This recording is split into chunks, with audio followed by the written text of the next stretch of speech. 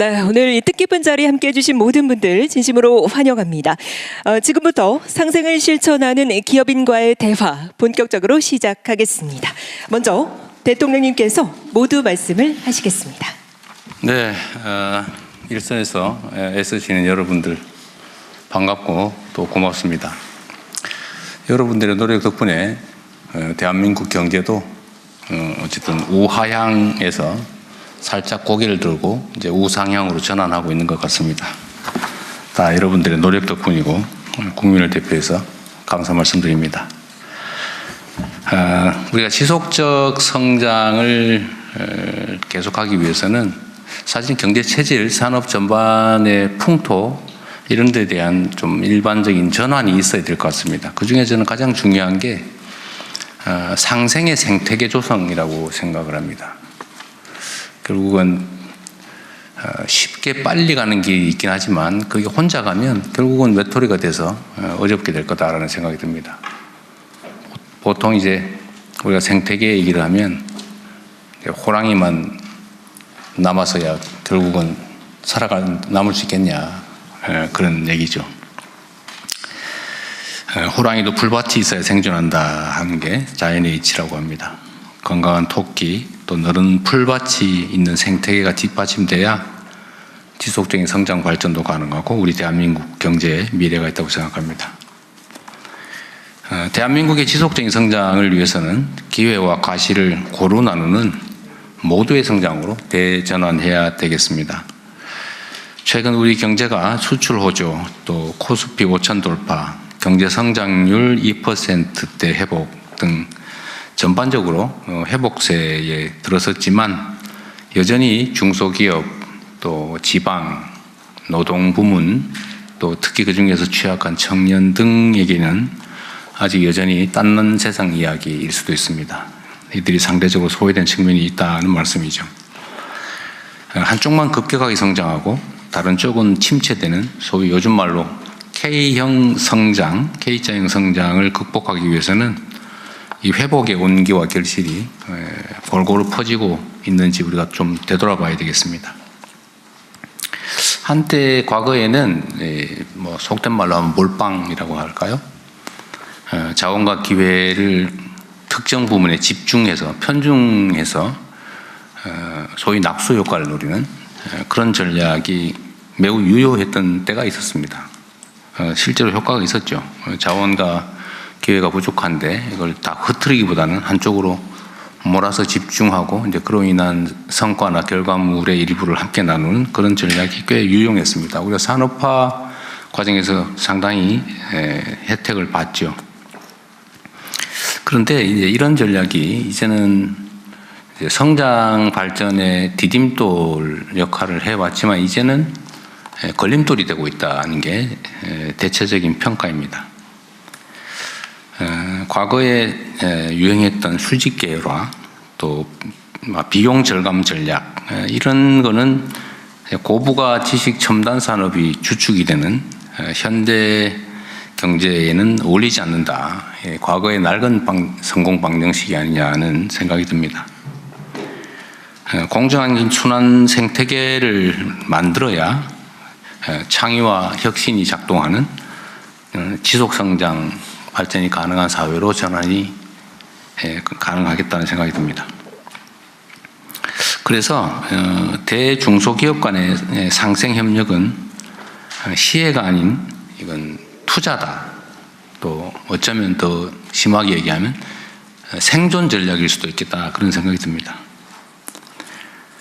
상생협력의 생태계를 조성하는 것은 실력 있는 파트너를 직접 키워내고 또 팀워크를 형성하는 매우 효율적인 투자라는 생각이 들고 또 더 멀리, 더 오래, 더 높이 날리기 위한 영리한 생존 전략이라는 생각이 듭니다. 이런 얘기가 있다고 해요. 살아남는 자는 홀로 강한 자가 아니라 다 함께 힘을 키워낸 자다. 협력기업과의 상생뿐 아니라 지역 청년, 소상공인, 또 소속 임직원을 포함한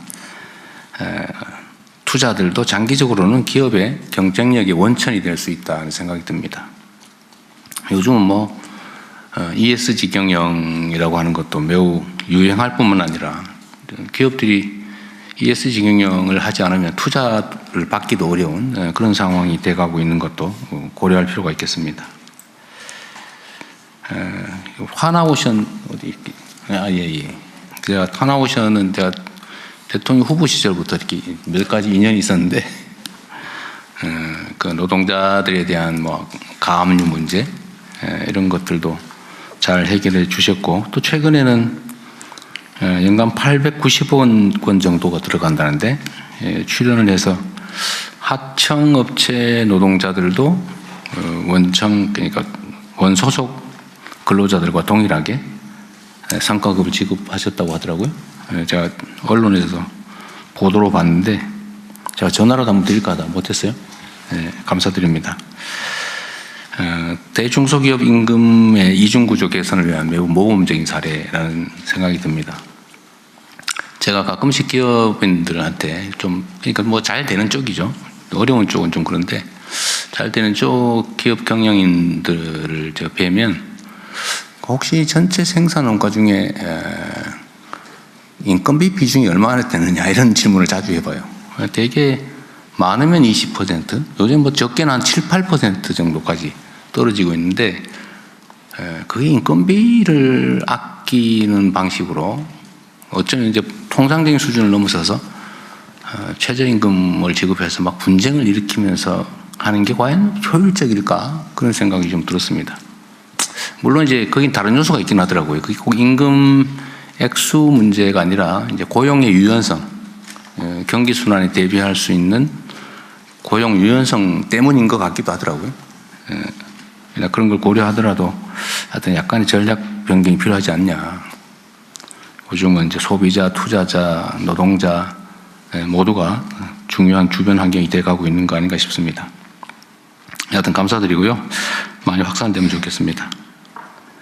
우리 정부는 하나오션의 사례와 같은 이런 상생 문화를 경제 전반으로 좀 확산시켜 나갔으면 하는 바람을 갖고 있습니다. 오늘은 상생 경제를 선도하시는 여러분들의 노력에 관한 이야기, 또 앞으로 해야 될 일들을 함께 논의하게 될 텐데 그러한 여러분들 노력을 표준으로 삼아서 플랫폼이나 방위산업, 또 금융 등 산업 구석구석에 상생 협력의 문화가 확산될 수 있도록 우리 정부도 든든하게 뒷받침하겠다는 말씀을 드립니다.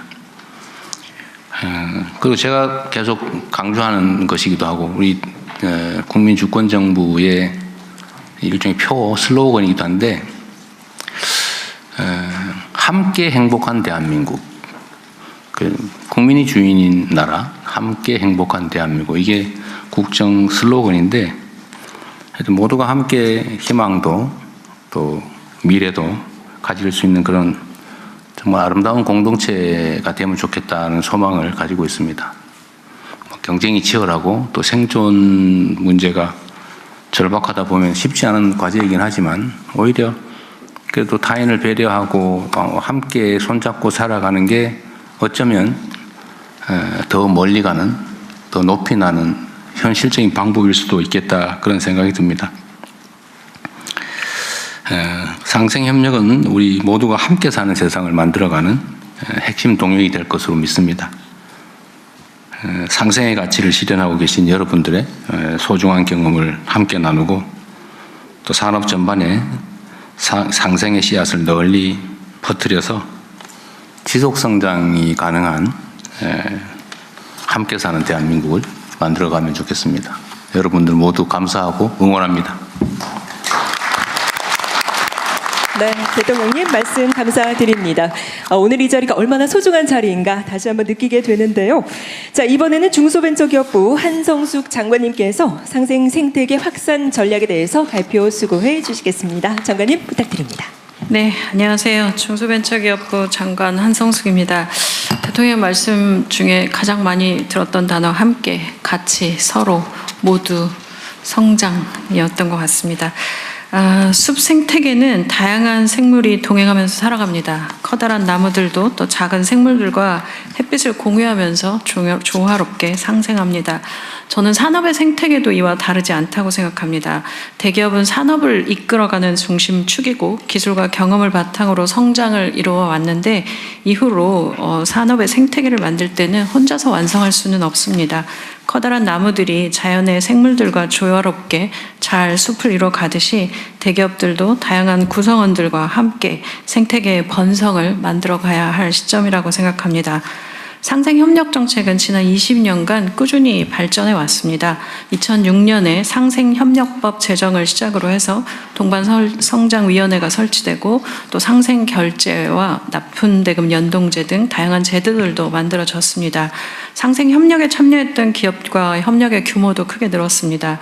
동반성장지수에 참여하는 대기업들이 2015년 56개에서 2026년 251개사로 늘었고 또 상생협력기금도 3조 2천억 원 규모로 조성되어서 82만 개의 중소기업에 지원됐습니다.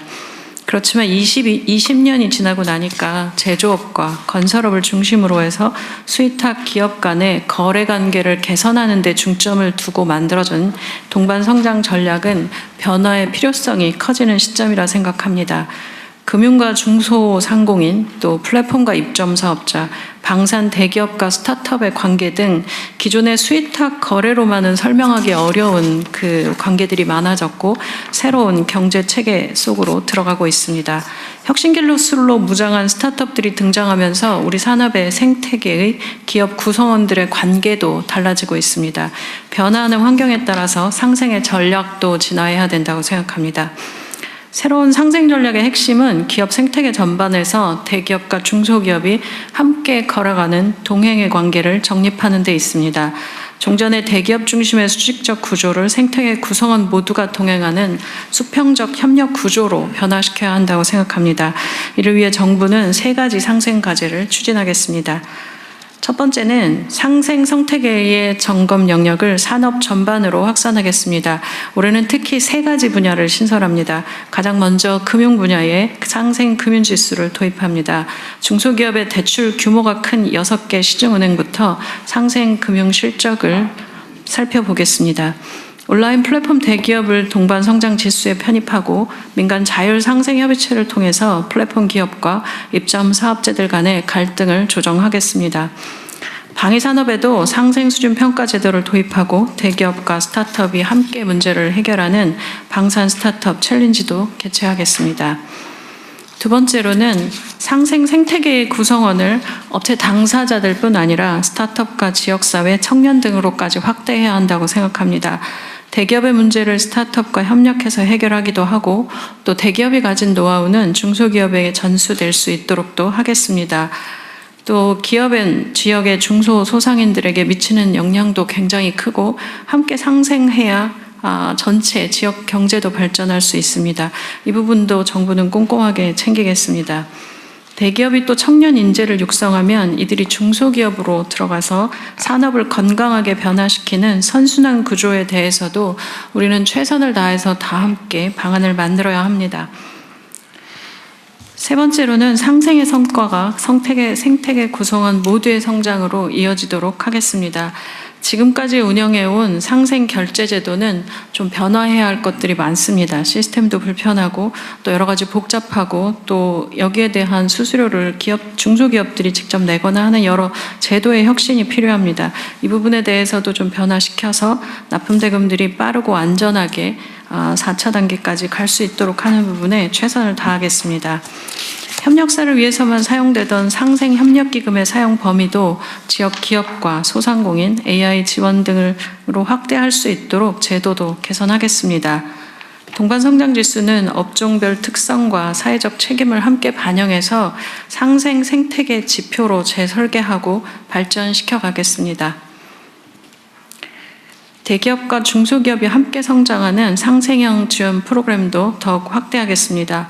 특히 대기업의 지식과 경험을 공유하는 상생형 스마트 공장은 현장에서의 반응이 굉장히 좋습니다. 올해 총 270개를 구축하겠습니다. 상생형 R&D도 2배 이상 확대해서 대기업의 지식과 노하우가 중소기업에 함께 사용될 수 있도록 하는 부분들은 472개사를 지원하겠습니다.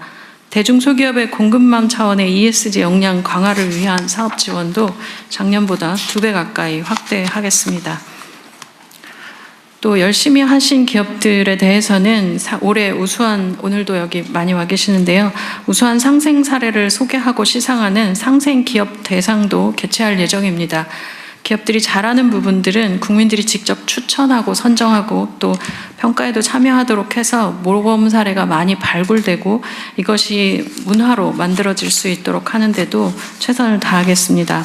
오늘 이 자리에 상생을 실천해 오신 여러 기업인들이 함께 해 주셨습니다. 여러분들이 말씀 주시는 여러 사례들을 통해서 상생하는 기업들이 더 크게 성장한다는 것을 잘 말씀해 주시면 좋겠습니다. 정부도 상생 생태계의 중요한 구성원으로서 상생의 가치를 실천하는 기업인 분들이 빛날 수 있도록 대중소기업과 동행하면서 함께 응원하는 데 최선을 다하겠습니다. 감사합니다. 네, 장관님 말씀 감사드립니다. 자, 이렇게 대중소기업 상생 생태계 확산 전략에 대해서 발표 수고해 주셨는데요. 말씀 주신 대로 바로 오늘 이 자리에는 이 상생을 실천하고 계신 20분의 기업인들께서 함께하고 계시죠. 제가 시작 전에 뵈니까 두 분씩 아주 반갑게 담소를 나누시던데요. 바로 상생 파트너인 대기업 그리고 중소기업 각 한 분씩 총 10개 팀이 오늘 짝을 지어서 참석을 해주셨습니다. 자, 그런 의미에서 지금부터는 상생 우수 사례들을 들어보도록 하겠습니다. 상생 협력을 추진하게 된 배경 그리고 상생을 통해서 이루는 성과들까지 팀별로 발표 부탁을 드리겠습니다. 자, 그럼 먼저 하나오션 그리고 선박 부품을 제조하는 대원산업의 상생 사례부터 만나보도록 하죠. 부탁드립니다. 네, 존경하는 이재명 대통령 그리고 주무부처 관계자 여러분, 안녕하십니까. 하나오션 대표이사 김희철입니다.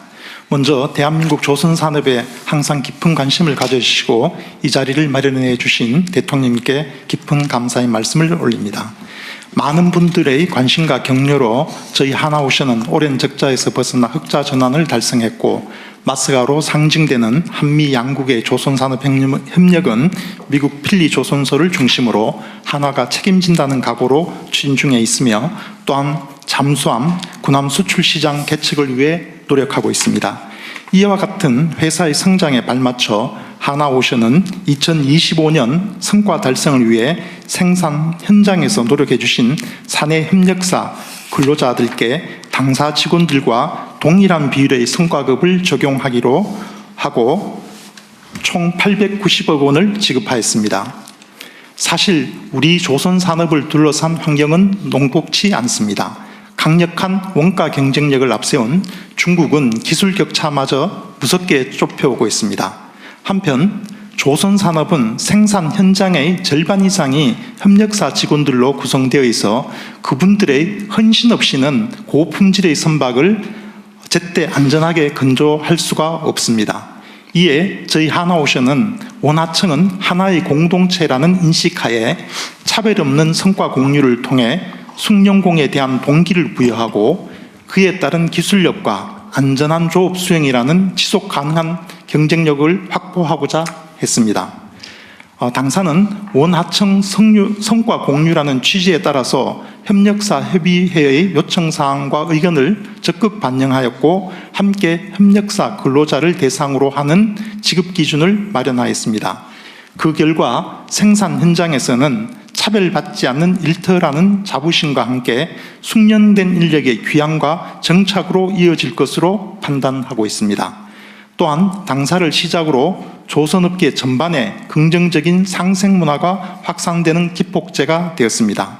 앞으로 하나오션은 단순히 성과급을 동일하게 지급하는 것을 넘어 협력사와 함께 안전하고 건강한 일터를 만들어 최고의 품질과 안전한 사업장 구축으로 국가 사회에 보답하고자 합니다. 정부에서도 원하청 상생기업의 안전하고 안정적인 생산 환경 구축을 위한 적극적인 지원과 제도적 기반 마련에 지속적인 관심을 가져주시기를 부탁드리겠습니다. 감사합니다.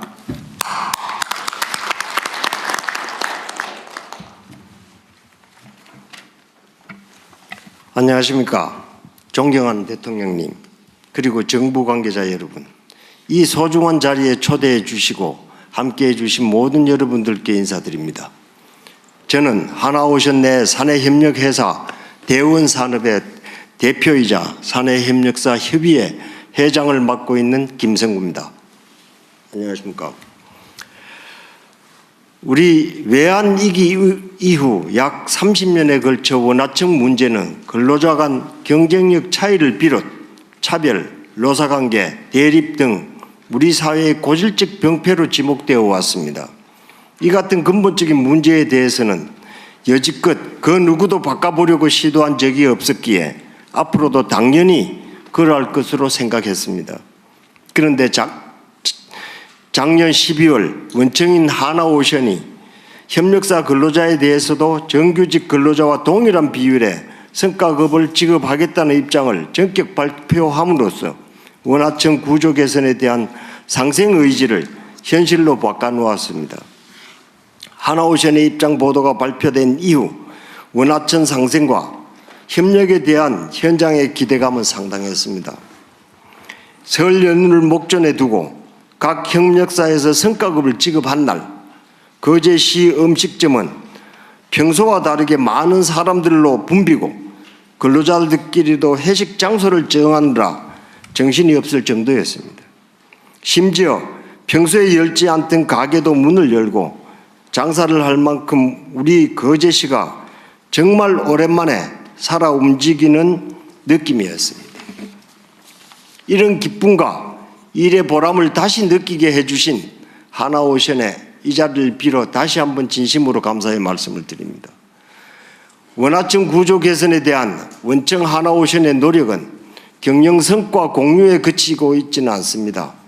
상생공동근로복지기금을 설립해서 그 기금을 통해 협력사 근로자들도 주택대출이자 지원, 독감 예방접종비, 건강검진비 등 각종 복지제도 혜택을 볼 수 있도록 지원함으로써 협력사 숙련 근로자 유지 및 장기 근속 유도에 실질적인 도움을 주고 있습니다. 제가 운영하는 대원산업에 한해서만 보더라도 근로자 92명이 이번 경영 성과를 공유함으로 인해 가지고 25년도 약 8억 원의 성과급을 지급할 수 있었습니다. 상생공동근로복지기금을 통해 학자금과 건강검진비 등 필요한 복지 혜택을 지원받고 있습니다. 이에 회사 직원들은 숙련된 기술자들로서 차별받지 않는 일틀한 자부심을 가지고 생산성 향상 및 역량 강화에 더욱 매진하고 있으며 타 업종으로서의 이탈이나 이직이 줄고 신규 내국인 채용에 대한 문의도 증가하는 등 긍정적 효과가 현장에서 바로 나타나고 있습니다. 저희 대원산업뿐만 아니라 101개 사내협력사 모두는 지속 가능한 조선업의 발전 및 마스카 성공을 위해 언제든 원청 하나오션과 동반 성장을 할 준비가 되어 있습니다. 조선이 가지고 있는 국가 산업으로서의 중요성을 감안하여 정부에서도 내국인 고용이 유지되고 지역 경쟁에도 활성화될 수 있도록 지원해 주시면 감사하겠습니다. 감사합니다. 네, 말씀 감사히 잘 들었습니다. 지금 계속 쭉 이렇게 끝까지 하면 지겨우니까 이거 좀 하나 물어봐도 돼요? 네네. 그 대원산업에는 재하청 없어요? 있습니다. 거기는 어떻게 했어요? 이번에 이 재하청의 2차 밴드 정확하게 해갖고 그러니까, 2차 밴드는 지급이 안 됐습니다. 그렇죠. 그러니까 1차 밴드까지만. 네네. 하여튼 재하청이 또 밑에 또 있죠. 그건 없습니다. 그 아직까지. 물량팀이라고 있잖아요. 그 물량팀이 재하도급이. 아, 그래요? 예. 그 단계까지. 예. 거기는 하여튼 고용된 것도 아니고. 예. 따로 사업자 필요한 등록증을 일 있을 때마다 일감을 떼주는 거죠. 예. 거기는 혜택을 못 받군요. 네네. 그리고 하나 있어요. 하셨나? 외국인 노동자 채용을 자제하겠다 한 게 지금 조선사 전체예요? 예, 맞습니다. 조선에서 그런 하청에 그러니까 외국인 노동자 채용, 최저임금을 고용하는 예, 그렇습니다. 그걸 자제하겠다 지금 그렇게 말씀하신 것 같더라고요. 이제 그 대신에 이제 저희 국내 근로자들이 근무하기 싫어하는 분야들이 있습니다. 채용이 안 되다 보면 도장이라든가 이제 이런 부분들은 좀 불가피하게 유지를 할 수밖에 없을 것 같습니다. 왜냐하면은 젊은 사람들이나 이런 분들이 거기에 보수가 좀 더 높아도 안 하려 그래요? 예, 그게 조금 그 환경이 좀 안 좋은 부분들은 예, 좀 안 저도 그럴 때 하려는 저기 경향이 도장 작업을 해봤는데 예. 진짜 하기 싫죠. 예. 그러긴 하죠. 예. 잘 조화되면 좋겠고 하여튼 그런 노력들이 어떤 조금씩이라도 희망을 만들어주는 것 같아요. 감사드립니다. 네, 고맙습니다. 첫 번째 사례 만나보셨고요. 자, 이번에는 방산회사죠. 카이 그리고 항공기 부품 제조기업 미래항공의 상생 사례를 듣도록 하겠습니다. 역시 좀 원활한 진행을 위해서 저희 팀별 발표 시간 약 5분 정도 진행이 될 수 있음을 준수를 부탁을 드리겠습니다. 자, 그럼 발표 부탁을 드립니다. 예, 안녕하십니까. 예, 안녕하십니까. 카이 대표로 참석한 차재병 부사장입니다. 카이는 지난 2020년 카이 상생 정책을 선포하고 중기부로부터 방산업체 최초로 자발적 상생 협력 기업, 자상한 기업으로 선정된 이후에 동반 성장을 위한 상생 정책을 지속 확대해서 시행하고 있습니다. 먼저 중소기업의 경영 안정화를 위해서 은행 대출이 어려운 저신용 중소업체들을 대상으로 핀셋 지원을 하고 있습니다. 중소기업의 운영자금 지원을 위해서 2020년부터 200억 규모로 긴급 자금 대출을 지원하고 있고 2025년부터는 투자 여력이 부족한 업체를 대상으로 300억 규모의 재원을 마련해서 장비 투자비를 저리로 지원하고 있습니다. 또한 중소업체의 가장 큰 과제 중의 하나인 고용 안정을 위한 노력도 함께 하고 있습니다. 2016년부터 협력사에 매년 20억의 공동 근로복지기금을 출연하고 있으면서 2019년부터는 핵심 인력의 장기 재직을 유도하기 위해서 목돈 마련 저축을 위한 내일 체험 공제 프로그램도 같이 지원하고 있습니다. 또한 중소기업의 기술 경쟁력 강화를 위한 투자와 지원도 강화하고 있습니다. 2020년부터 자동화 공정 개선 등 생산성 향상과 R&D 지원을 위하여 상생협력기금 100억을 출연하였고 올해부터 추가로 매년 20억을 출연할 계획입니다. 중소기업 재직자들의 역량 강화를 위한 교육 프로그램도 운영하고 있는데 올해는 총 41개 과정에서 연간 500명 이상의 그 직원들을 교육할 계획입니다. 기술력에 기반한 강소기업 육성을 위해서 업체 무상으로 로봇 자동화 기술을 이전해 왔고 올해부터는 8개 업체에 로봇을 직접 적용하는 과제를 지원할 계획입니다. 또 카이는 또한 국내 항공 소재 부품 산업을 육성하기 위해서 항공 소재 개발 연합체를 운영하고 있습니다. 2019년 산업체와 연구기관 총 10개 단체로 출범해서 현재 총 52개 단체로 확대되었고 200종 이상의 소재 부품을 국산화해서 지금까지 700억 이상의 수입 대체 효과를 보고 있습니다. 또한 이렇게 국산화에 성공한 기술을 활용해서 우리 각 업체에서 보잉과 에어버스 등 해외 항공기 제작사와도 사업을 확장하는 어떤 가시적인 성과를 보고 있습니다. 저희 카이는 대한민국 항공우주 산업을 대표하는 체계종합 업체로서 책임감을 가지고 국내 200여 개 업체들과 구축한 산업 생태계를 더욱 발전시킬 수 있도록 앞으로도 최선을 다하겠습니다. 감사합니다.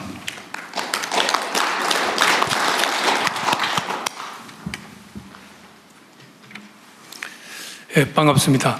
카이와 미래항공의 상생협력 사례를 말씀드리겠습니다. 미래항공은 항공기 부품 기계 가공 및 조립을 전문으로 하는 기업으로 카이의 다양한 상생협력 프로그램을 통해 지원을 받고 있습니다. 먼저 2019년부터 공동근로복지기금을 통해 임직원들의 복지 향상을 위한 지원을 받고 있습니다. 명절, 선물이나 학자금, 건강검진, 체육행사 등 다양한 복지 프로그램을 지원받고 있으며 현재까지 연간 155명의 임직원에게 총 6억 6천만 원의 규모의 지원이 이루어졌습니다. 또한 2023년부터는 안전한 작업 환경 개선을 위한 로봇 자동화 R&D 자금을 지원받았으며 카이가 보유한 자동화 기술을 무상으로 이전받아 생산 현장의 효율성과 안전성을 함께 높이고 있습니다. 2024년에는 내일 체험 공제를 통해 장기근속 직원 6명이 지원을 받았으며 팬데믹 이후 인력 확보에 어려움을 겪는 상황에서 카이는 베트남 현지 인력 양성 아카데미를 활용해 우수한 E7 비자 해외 인력 10명을 채용하여 인력난 해소에도 도움을 받고 있습니다. 그리고 2025년에는 팬데믹으로 인한 경영위기 기업 긴급 운영자금 15억 원을 지원받아 고용을 유지할 수 있었으며 또한 장비 투자비 25억을 지원받아 현재 늘어나는 항공 부품 수요에 대응하기 위해 기계가공 장비 2대를 도입하여 현재 운영 중에 있습니다. 이처럼 카이의 지속적인 상생 협력 지원을 통해 미래항공은 팬데믹 이후 매출 확대와 흑자 전환을 이루며 안정적인 경영 기반을 마련할 수 있었습니다. 앞으로도 카이와 함께 성장하는 협력사로서 더욱 노력하겠습니다. 그리고 기업의 사회적인 책임을 중소기업이지만 다하도록 노력하겠습니다. 감사합니다. 여기 미래항공은 그 거래 업체가 200개? 아니. 카이는 200개. 예, 200개가 좀 네. 200개가 좀 넘습니다. 미래항공은 아까 몇 명 고용하고 있다했어요? 155명. 납품처, 그러니까 거래처는 매출처는 카이가 전부인가요? 아니면 딴 회사도 있나요? 예, 카이가 거의 90%. 90%. 예. 국내 항공 관련 업체들이 200여 개 되는데 이 회사들은 매출처, 거래처가 카이 말고 다른 데도 있나요? 일반적으로 어때요? 예, 저희가 이제 총 217개 업체가 좀 참여하고 있고요. 거기에는 이제 한화나 LIG 넥스원 같은 대기업들 좀 포함이 돼 있는데 숫자적으로 보면 절대적으로 중소업체들이 많습니다. 그래야 고용도 많이 되고 그러죠. 예, 그렇습니다. 그 아까 우리 김태형 사장님 해외 인력 그 10명 쓰고 있다고 그러셨는데 그 사람들은 기술자 전문가들인가요? 아니면 그 카이가 베트남에서 아카데미를 개설해서 거기에서 기본적으로 6개월 베트남에서 교육을 받고 이렇게 기본적인 소양을 갖추고 데리고 온 친구들입니다. 그 국내 자원들을 쓰기는 어려워서 그렇게 하는 어려운 부분도 있고 아까 전에 하나에서 말씀하셨다시피 어려운 부분에 공정도 인력도 있고 또 팬데믹 이후에 항공 분야에서 이탈한 인력이 항공 물량이 늘어남으로 인해서 인력 수급이 원활하지 못해서 국내에서 안 되니까. 예.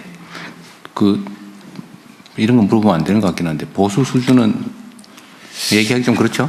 근데 이제 근데 이제 뭐 대기업하고의 임금이나 복지의 이중 구조를 사실은 많은 문제가 있는 것은 사실입니다. 이 부분을 해결을 해야 되는데 원청도 글로벌 경쟁력에서 치열하게 살아남아야 하기 때문에 원청이 그 부분을 다 해결해 주기는 어려운 부분이 있다고 생각합니다. 그래서 원청이 해결하지 못하는 좀 일정한 부분은 정부 정책으로 중소기업 근로자들에 대한 희망의 사다리를 좀 놔주십사 부탁 말씀드리겠습니다. 나름 이것저것 하고 있긴 한데 뭐 전부 다 하기는 재정 문제가 좀 있긴 하죠. 예. 알겠습니다. 감사합니다. 네, 진솔한 말씀들 잘 들었습니다. 자, 상생협력 우수 사례들 만나보고 계시고요. 자, 이번에는 삼성전자 그리고 금속제조기업인 홍성산업의 순서입니다. 부탁드립니다. 안녕하십니까. 삼성전자 CR 담당 사장 박승희입니다. 먼저 이런 기회를 주셔서 감사드립니다. 그 삼성의 대표 상생 프로그램인 스마트 공장 지원 사업에 대해서 말씀드리겠습니다. 운영 방식은 지원 대상 중소기업이 선정되면 삼성전자의 멘토들이 직접 업체를 방문해서 공장 자동화 시스템을 구축해주고 현장의 혁신 활동을 지원하는 그런 형태입니다.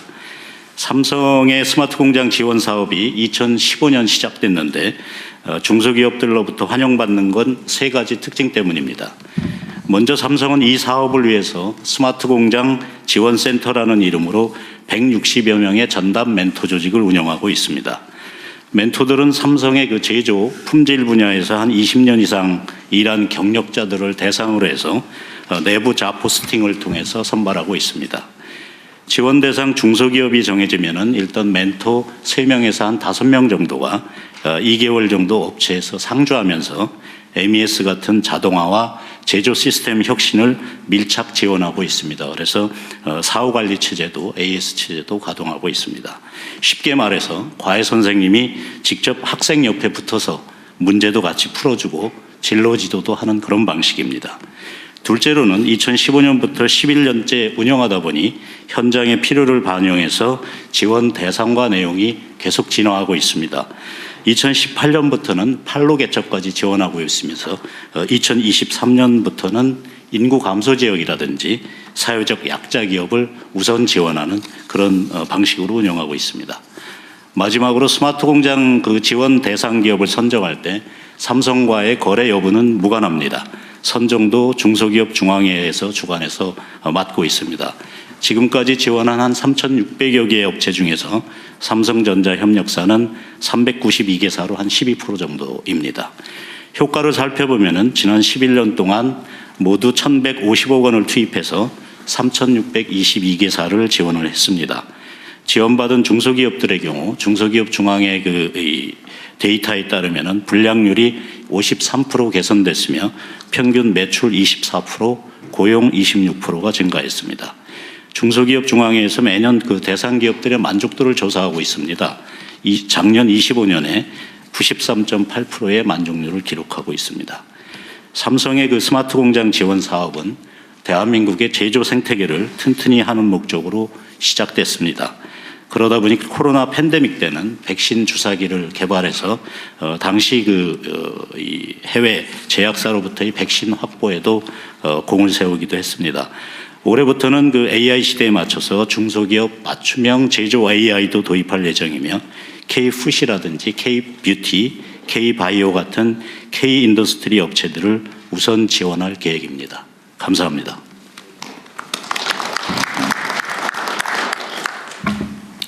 안녕하십니까. 홍성산업 김병식입니다. 저희 홍성산업은 충북 괴산에 소재한 복합 소재를 만드는 기업입니다. 1971년에 설립돼서 55년이 된 장수 기업입니다. 저희는 알루미늄 복합 판넬이라는 어떤 제품을 생산해서 건축, 조선, 철도, 산업재 이런 분야에 이제 납품을 하고 있습니다. 지방 중소기업이지만 나름대로 국내 최초라는 타이틀을 몇 개 가지고 있습니다. 좀 전에 삼성의 박 대표님이 말씀하신 대로 삼성으로부터 이제 스마트 공장 지원을 받았고요. 크게는 이제 생산 관리 시스템, 그러니까 생산 관리를 전산화한다고 이해하시면 될 것이고요. 그 다음은 이제 혁신 활동이라고 관련 기술자들이 저희 회사에 와서 3주에서 8주까지 상주를 하면서 이제 기술을 가르쳐 주는 겁니다. 저희 그 55년 된 회사가 왜 이런 게 필요하냐고 여쭤보시면 말씀드렸듯이 이제 국내 최초로 뭔가를 개발한다는 거는 아무것도 없는 상태에서 뭔가를 개발하는 겁니다. 그래서 제품도 개발해야 되지만 그 제품을 생산하기 위한 설비까지도 저희가 디자인해서 만들어야 됩니다. 그러다 보니까 이제 어떻게 보면 우리 기술을 누군가에게 보여주기도 싫고 뭔가 좀 후발 경쟁자도 생기고 그러니까 공장을 약간은 좀 폐쇄적으로 운영을 했습니다. 폐쇄적으로 운영을 하다 보니까 이제는 경쟁자도 많이 생겼고 말하자면 갈라파고스의 현상이라고 할까요? 저희 기술이 최고인 줄 알고 몇십 년을 운영하다 보니까 오히려 경쟁사보다도 떨어진다는 느낌을 받았습니다. 그래서 뭐 몇 년 된 얘기지만 안 되겠다. 우리가 우리를 도움 줄 곳을 좀 찾아보자 해서 그때 찾은 게 이제 삼성전자와 정부 주축을 해갖고 이 상생 협력 프로그램을 어떻게든지 제가 하자고 해갖고 그렇게 시작이 됐습니다. 그래서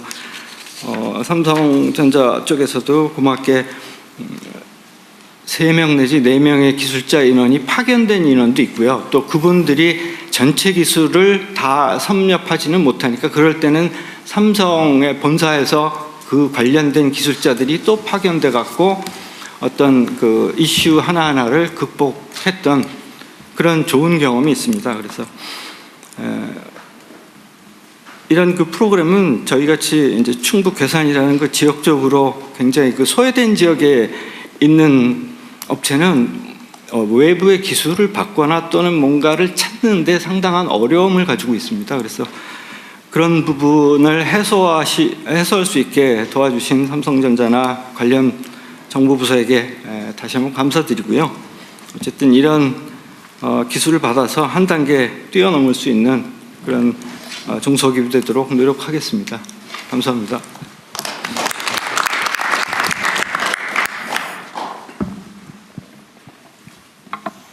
네, 말씀 감사히 잘 들었습니다. 자, 이번에는 SK슈펙스 추구협의회 그리고 문화예술 분야 소상공인 룩2의 사례 이어서 듣도록 하겠습니다. 발표 부탁을 드립니다. 네, 안녕하십니까. SK슈펙스 추구협의회 지동석입니다. 지역경제 활성화를 위해 진행했던 로컬라이즈 군산이라는 프로젝트 사례를 말씀드리겠습니다. 실질적으로 지역경제에 도움이 되고 그 성과가 지속적으로 유지되기 위해서는 이 프로젝트 초기에 어떻게 방향 설정을 하는 것인가가 굉장히 중요했습니다. 그래서 당시에 군산 현장에 계신 소상공인 그리고 지역기관 다양한 분들과 그리고 지역재생이나 창업과 관련된 관계 전문가분들의 의견을 수렴해 보았습니다. 결국 지역 활성화를 직접 추진할 수 있는 사람 또는 창업가를 제대로 키우는 것이 관건이라는 생각을 갖게 되었습니다. 그래서 이런 데 목표를 가져가는 것으로 의견을 모았습니다. 이를 위해서 추진했던 프로젝트 내용을 간단히 말씀드리겠습니다. 2019년에 창업가 육성을 위해서 초기 사업 개발부터 자금 조달, 판로 개척, 회사 운영 방법 이런 것들에 대한 창업 단계별로 맞춤형 창업 교육과 코칭을 진행하였습니다. 아울러 사업이 진행될 때 사업화를 위한 지원금 외에 지역 정착을 지원하기 위해서 공유 오피스를 제공하거나 임시 숙소를 제공하고 또 여러 소상공인과의 시너지 협력을 할 수 있는 커뮤니티 조성 등의 활동을 해왔습니다. 이러한 과정을 통해 19년부터 3년간 26개의 창업팀을 발굴하고 지역에 특화된 다양한 제품, 서비스를 개발하여 모든 팀이 사업을 시작하게 되었습니다. 그 결과 현재까지 이 중 80%가 사업을 유지하고 있고요. 40%가 군산에 정착하여 사업을 운영하고 있습니다. 또한 매년 그 로컬라이즈 페스티벌이라는 홍보 활동을 지원하면서 7년간 누적 180억 원의 매출을 시현하였습니다. 소개드리는 김에 간단히 창업팀들을 말씀을 드리면 군산의 그 흰 찹쌀보리, 꿀, 건어물과 같은 지역 특산물을 젊은 친구들이 리브랜딩해서 판매를 촉진하게 하는 역할도 하고요. 그 다음에 지역 주민이 스토리텔러가 되는 관광상품을 제공하는 팀도 있습니다. 또한 문화예술 창작자들이 모여서 함께 사업을 하는 협동조합, 그 다음에 군산의 지역 캐릭터를 개발, 판매하고 이를 활용한 카페 운영 등 다양한 팀들이 존재하고 있습니다. 사실 회사 하나하나는 아주 작습니다. 그렇지만 창업팀의 사업 매출이 대부분 지역의 농어민 생산물과 지역 관광 자원 등을 활용하고 있고 또 이분들이 만들어가는 창업 생태계는 장기적으로 지역 경제 발전에 토양이 되고 있기에 의미가 있다고 생각합니다. 사실 이 프로그램의 진정한 주인공은 옆자리에 계신 박미선 대표님과 그리고 어려운 여건 속에서 지역을 지키며 성장의 화답을 해주신 창업팀 여러분이라고 생각합니다. 이 자리를 빌어 감사와 응원의 말씀을 전합니다. 예, 고맙습니다. 네, 안녕하세요. 군산에서 도예가이자 창업가로 활동하고 있는 박미선입니다. 일단 소기업임에도 이런 귀한 자리에 불러주셔서 감사합니다. 저는 대학 졸업 후 전공을 살려 문화예술 분야로 창업을 할 수 있을까라는 걱정과 기대로 시작한 프로젝트는 너무나도 든든한 기억으로 남아 있습니다. SK E&S가 지원한 로컬라이즈 군산 프로젝트를 통해 저는 3년 동안 7천만 원의 사업화 자금과 창업 교육, 전담 코칭을 지원받았습니다. 사실 처음에는 다른 지원처럼 길어야 1년이구나 하고 시작을 했는데 2년차, 3년차까지 사업화 자금 지원과 코칭이 계속되었습니다. 또한 26개 팀이 언제든 회의와 일을 할 수 있도록 로컬라이즈 타운이 존재하였고 창업팀들은 늘 그곳에 모여 자연스럽게 협업과 네트워크가 되었습니다. 그리고 시간이 흘러 그 타운 1층을 저희가 운영을 하고 있습니다. 이 프로젝트는 군산 시민뿐만 아니라 지자체에서도 많은 관심을 갖게 되어서 연계 사업으로 이어졌습니다. 그 덕분에 창업팀들은 군산에 정착하기 시작하였고 타지에서 와 정착한 창업팀들은 지금도 살고 있습니다. 벌써 8년 차입니다. 단순히 매출로 본다면 평가가 낮을 수도 있지만 지역에서 창업은 조금 다른 관점으로 바라봐 주셔야 한다고 생각합니다. 10년, 15년 버티고 살아남아 상권에 작은 활력을 불어넣는 소기업 창업가들에게도 많은 관심과 응원, 지지, 좋은 평가를 부탁드립니다. 그리고 여기 참석하신 귀한 분들, 올해에도 진행되는 로컬라이즈 페스티벌에 꼭 와주셨으면 고맙겠습니다. 네, 감사합니다. 네, 두 분의 발표 감사히 잘 들었습니다. 좋은 소식으로 다시 뵐 수 있기를 바라보도록 하겠습니다. 자, 이번에는 현대자동차 그리고 차량 부품 제조기업인 풍강의 사례를 이어서 듣도록 하죠. 부탁을 드립니다. 안녕하십니까. 현대자동차 정준철 사장입니다. 오늘 대통령께서 모두에 잠깐 언급하셨습니다마는 ESG와 탄소 감축에 대한 국제사회의 요구가 굉장히 강화되고 있습니다. 특히 자동차 산업에서는 완성차뿐만이 아니라 중소협력사까지 공급망 전반에 대해서 어떤 규제에 대응해야 되는 그런 또 상황에 처해 있고 부담이 상당히 강화되고 있는 상황입니다. 이에 따라서 당사는 협력사의 ESG와 탄소 규제 대응 역량 강화를 위해 다양한 지원 프로그램을 운영을 하고 있습니다. 먼저 작년 4월에 국내 최초로 자동차 부품 산업 ESG 탄소 중립 박람회를 개최하여 협력사가 즉시 적용 가능한 설비 정보나 탄소 감축 아이디어를 얻을 수 있는 기회를 만들어 줬습니다. 이 부분은 사실 ESG나 탄소 중립이 정보나 기술적으로 상당히 어려운 영역입니다. 정보를 얻기도 힘들고 어떻게 대응해야 되는지도 잘 모르기 때문에 중소기업에서 스스로 혼자 이렇게 방법을 찾기는 어려운 상황이어서 저희들이 그런 기회를 만들었고요. 그러다 보니까 당시에 한 1만 2천 명이라는 많은 인원들이 참여를 해서 성공적으로 개최가 되었습니다. 특히 중소벤처기업부나 동반선장위원회 등 유관부처, 공공기관에서 함께 참석을 해주셔가지고 협력사가 지원받을 수 있는 정부 사업 이런 것들도 소개를 받을 수 있었던 상당히 의미 있었던 자리였습니다. 그 이후에 저희들이 작년 11월에는 정부 및 협력사와 함께 자동차 산업 공급망 탄소 중립 상생 프로그램 업무 협약을 체결했습니다. 이 협약은 대기업과 정부 1차 협력사가 중소기업이 설비 투자, 탄소 감축 설비 투자를 하는데 실제 투자 금액을 지원하기 위한 그런 협약이고 이 금액은 올해부터 본격적으로 지금 추진 중에 있습니다.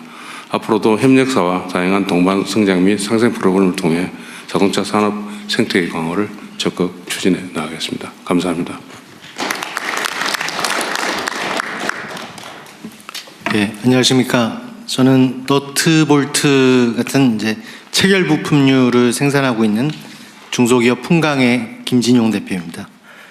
오늘 저는 글로벌 공급망의 ESG 규제 속에 저희가 현장에서 겪은 어려움을 현대자동차와의 상생협력으로 풀어낸 짧은 사례를 말씀드리겠습니다. 그 전에 제가 오늘 이 자리에 초청을 받아서 조사를 해봤습니다. 저희가 얼마나 지원을 받았는지. 23년부터 지금 올해까지 해서 16건의 지원 사업을 현대자동차와 정부를 통해서 받았습니다. 예를 들자면은 할로겐 등을 이제 조금 더 효율이 좋은 등으로 바꾸는 그런 지원 뿐만 아니라 여러 가지 교육, 컨설팅 여러 가지가 쭉 세보니까 16가지였고요. 그중에서 오늘 2가지에 대해서 말씀을 드리겠습니다.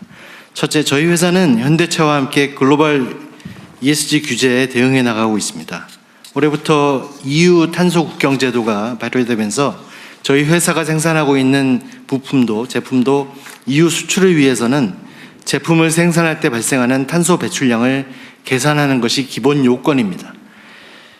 다행히 저희는 정부와 현대차가 제공한 EU 규제 대응 및 제품 단위 탄소 배출량 산정 컨설팅을 통해서 철저히 준비해서 문제없이 수출하고 있습니다. 아울러 이러한 성과와 경험을 바탕으로 글로벌 고객 요구에 신속히 대응할 수 있는 관리 역량도 크게 향상되었습니다. 최근 해외 고객사의 ESG 평가와 탄소 중립 요구가 빠르게 늘어나고 있어서 저희 같은 중소기업이 독자적으로 대응하기는 매우 어렵지만 현대차의 지원 프로그램을 통해 저희는 필요한 시점에 적절하게 대응해 나가고 있습니다. 두 번째로는 공장 운영 체계를 개선하고 고효율 설비 투자를 통해 저탄소 팩토리로 거듭나고 있습니다. 저희 회사는 중소수출기업으로 글로벌 공급망 규제 대응에 위해 에너지 효율을 높이고 탄소 배출량을 관리하며 궁극적으로는 탄소 배출량을 줄여나가야 합니다. 그동안 정부와 현대차의 컨설팅 지원을 바탕으로 다양한 탄소 감축 수단을 발굴하였고 원소재 가열 히터의 고효율 설비 도입이라든지 여러 가지 실질적인 탄소 배출 저감 효과를 보고 있습니다. 또한 현재는 저탄소 생산이 가능한 공장 운영 방식을 현장에 안착시키기 위해서 회사의 역량과 자원을 집중하고 있습니다. 경청해 주셔서 감사합니다. 네, 두 분 발표 감사드립니다. 자, 이번에는 LG전자 그리고 소프트웨어 개발 스타트업인 허드슨 AI의 순서인데요. 저희가 시작하기 전에 다시 한번 안내 말씀드립니다. 저희 원활한 진행을 위해서 팀별 발표 시간 5분 준수를 부탁을 드리겠습니다. 자, 그럼 이어서 발표 부탁을 드립니다. 네, 안녕하십니까. LG전자의 미디어 엔터테인먼트 솔루션 사업본부장 박형세입니다. 이렇게 뜻깊은 자리에 초대해 주셔서 먼저 감사 인사를 드립니다. 저희 LG전자는 4개의 사업본부가 있는데요. 저희 사업본부는 글로벌 시장에서 TV, IT 모니터, 상업용 사이니지 등 디스플레이 관련한 디바이스와 플랫폼, 그리고 솔루션 사업을 해오고 있으며 경쟁력을 높이기 위해서 국내 스타트업과의 오픈 이노베이션 협력을 적극 추진하고 있습니다. 감사하게도 정부 부처들과도 뜻이 맞아서 중소벤처기업부와 초격차 중소벤처기업부와 협업을 통한 창업 AI 초격차 AI 챌린지 및 창업 도약 패키지 프로그램을 저희가 운영해 오고 있고, 첫 해인 2024년에는 20개의 스타트업들과 협업을 시작으로 올해는 30개 정도의 규모를 계속 키워오고 있습니다. 중기부와의 두 프로그램을 통해서 지난 2년간 AI, 미디어 컨텐츠, 스마트홈 등 다양한 분야에서 300개 이상의 스타트업의 신청을 받았고요. 그중 45개의 스타트업들과 실제 협업 기회를 구체화하고 검증해보는 프루프 오브 컨셉을 추진하였습니다. 이러한 POC 과정을 통해서 LG전자는 성공적인 사업을 위한 사업화 조언부터 R&D 개발 및 글로벌 네트워크 등을 지원하였습니다. 옆에 계신 허슨 AI와 진행한 K-드라마 AI 더빙 협업은 LG 채널이라는 글로벌 컨텐츠 서비스에서 스타트업의 AI 솔루션을 활용해 음성을 더빙한 컨텐츠를 송출하는 그런 새로운 시도였습니다. 허드슨 AI만의 완성도 높은 AI 더빙 기술을 통해서 사업적인 측면에서 일반적인 더빙 방식 대비 60% 이상의 개발 기간을 단축할 수 있었고, 고객 가치 측면에서는 영어, 스페인어, 프랑스어 3개국 언어로 더빙을 하면서 원본 말투와 연기 스타일을 유지해 위화감이 없는 높은 퀄리티의 컨텐츠를 제공할 수 있었습니다. 이렇게 완성된 컨텐츠에 LG전자 글로벌 네트워크인 해외 법인의 지원을 더해 K-드라마 AI 더빙 컨텐츠를 유럽 주요 국가에 런칭했고 시청자들의 좋은 반응에 힘입어 현재는 중남미 확대까지 협업하고 있습니다. 또한 허슨 AI 외에도 4개 스타트업들의 AI 기술과 솔루션들이 저희 글로벌 시장에서 LG 제품과 플랫폼에 탑재되어 상용화되고 있습니다. 올해도 중소벤처기업부와 함께 AI 챌린지를 곧 시작할 예정인데 AI 기술을 바탕으로 제조업의 오퍼레이션을 혁신할 수 있는 스타트업까지 확장해서 발굴하고자 합니다. 이번 간담회를 계기로 더 많은 스타트업들과 보다 적극적인 협업을 통해서 함께 성장하고 윈윈할 수 있는 그런 성과를 만들 수 있도록 더욱 노력하겠습니다. 감사합니다.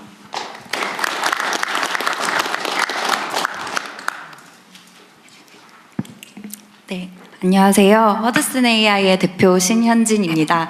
먼저 이 자리를 통해서 K-스타트업의 성장을 적극적으로 지원해 주시는 정부 부처와 그리고 중기부에 정말 큰 감사의 인사를 드립니다. 저희는 작년 중기부의 AI 스타트업 챌린지를 계기로 LG전자의 글로벌 광고 기반 무료 스트리밍 미디어 플랫폼인 패스트 플랫폼 LG채널의 글로벌 경쟁력을 높이기 위해 AI 더빙 기술을 실증하여 대기업과 스타트업이 함께 글로벌로 진출하는 상생 모델을 실현했습니다. 현재 글로벌 미디어 시장의 화두 중에 하나는 시청 지속 시간을 늘리는 부분입니다.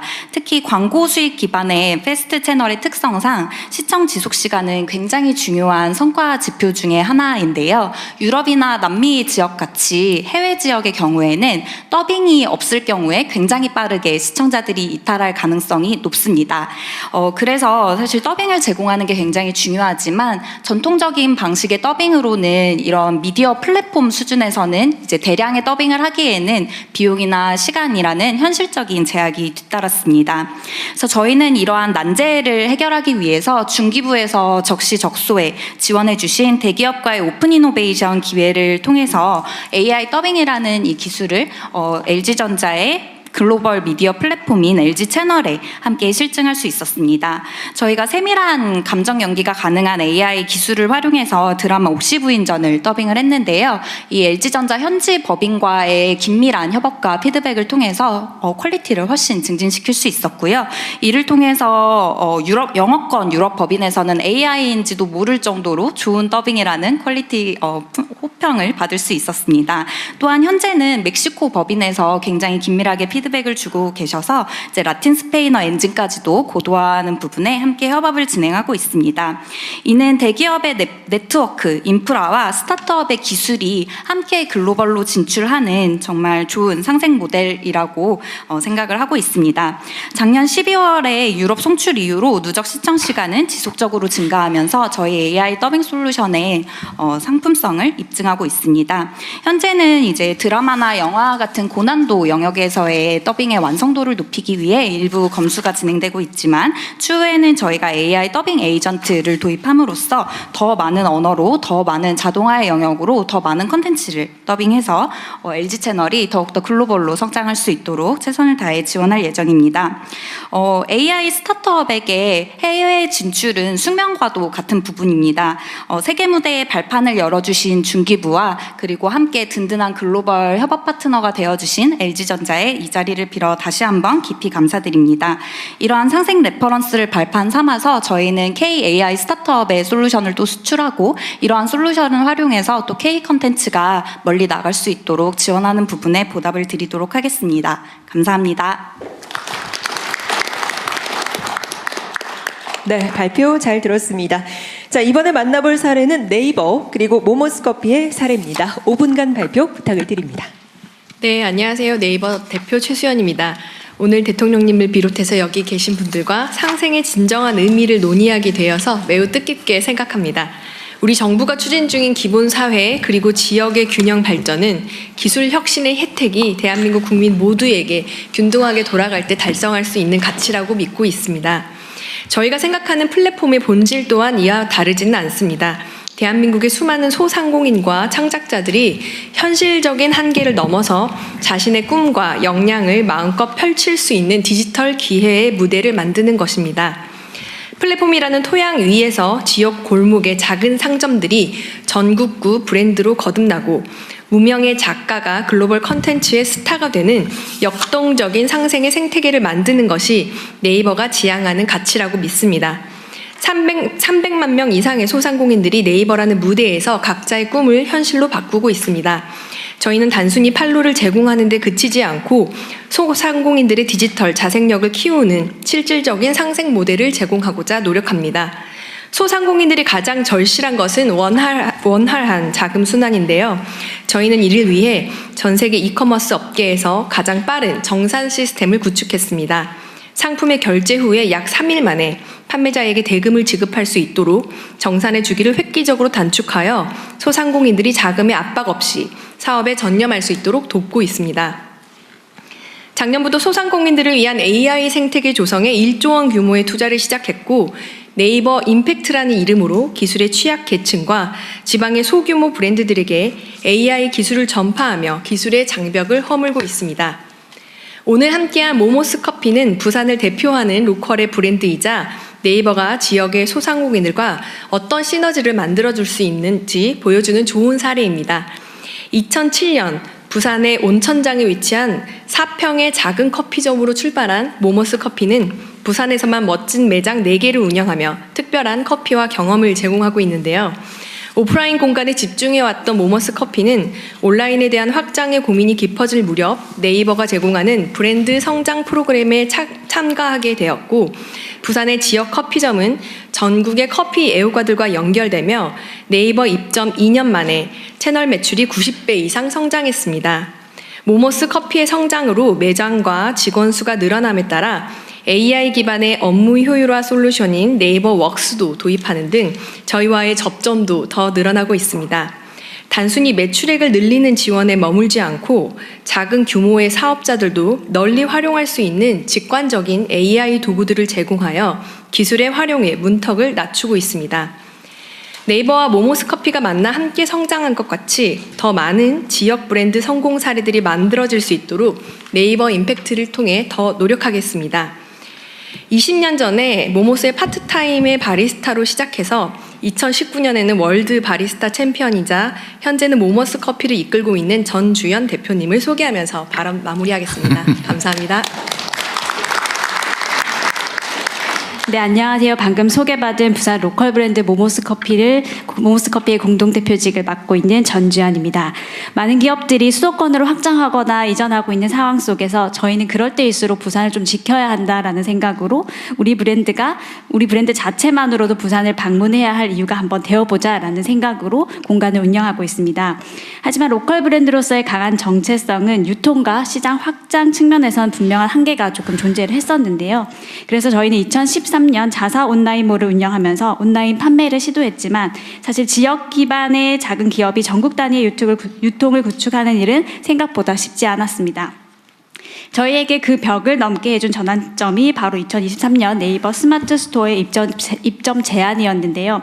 사실 입점까지 꽤 많은 고민들을 했었습니다. 그 고민은 우리가 지켜온 브랜드의 가치가 혹시나 희석될까 봐에 대한 고민이었는데요. 사실 그 고민이 무색하게도 네이버의 지원은 단편적인 보조금이나 마케팅에 그치지 않았고 저희의 브랜드의 가치에 깊이 공감하면서 지속 가능한 성장을 위한 실질적인 노하우를 나누어 주었습니다.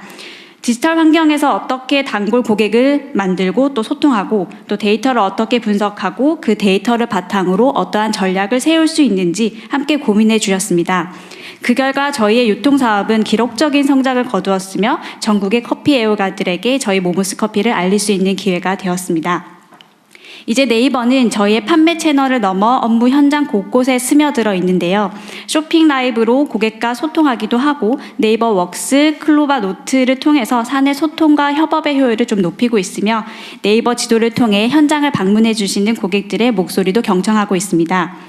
저희는 이러한 성장 경험을 바탕으로 부산의 다른 창업자들과 적극적으로 그 경험을 나누고 있으며 더불어서 저희만의 임팩트를 만들어 가기 위해서 다양한 지역의 브랜드들과 협업을 시도하고 있습니다. 앞으로도 저희는 로컬 브랜드로서 도시를 지키면서 좋은 공간을 만들고 네이버와 함께 온라인에서 더 많은 고객들과 소통하면서 함께 성장하는 하나의 사례를 만들어 가도록 하겠습니다. 감사합니다. 네, 고맙습니다. 우리 한성수 장관님 반갑겠어요? 네, 갑자기 옛날 생각납니다. 뭐 그때 했던 노력들이 좀 지금 모모스커피 보니까 좀 의미가 있구나라는 생각이 들고요. 네. 당시에 스마트 스토어 시작할 때 그때 온라인 사업자 1만 개를 만들겠습니다 했을 때 기자분들이 1만 개는 무슨 1만 개 뭔 소리 하는 거냐라고 했던 기억이 나는데 지금은 뭐 어쨌든 사업자 숫자들이 몇십만 개까지 돼서 그래요? 네. 몇 개예요? 네, 스마트 스토어의 경우는 70만 개 정도 되고 있습니다. 네. 네.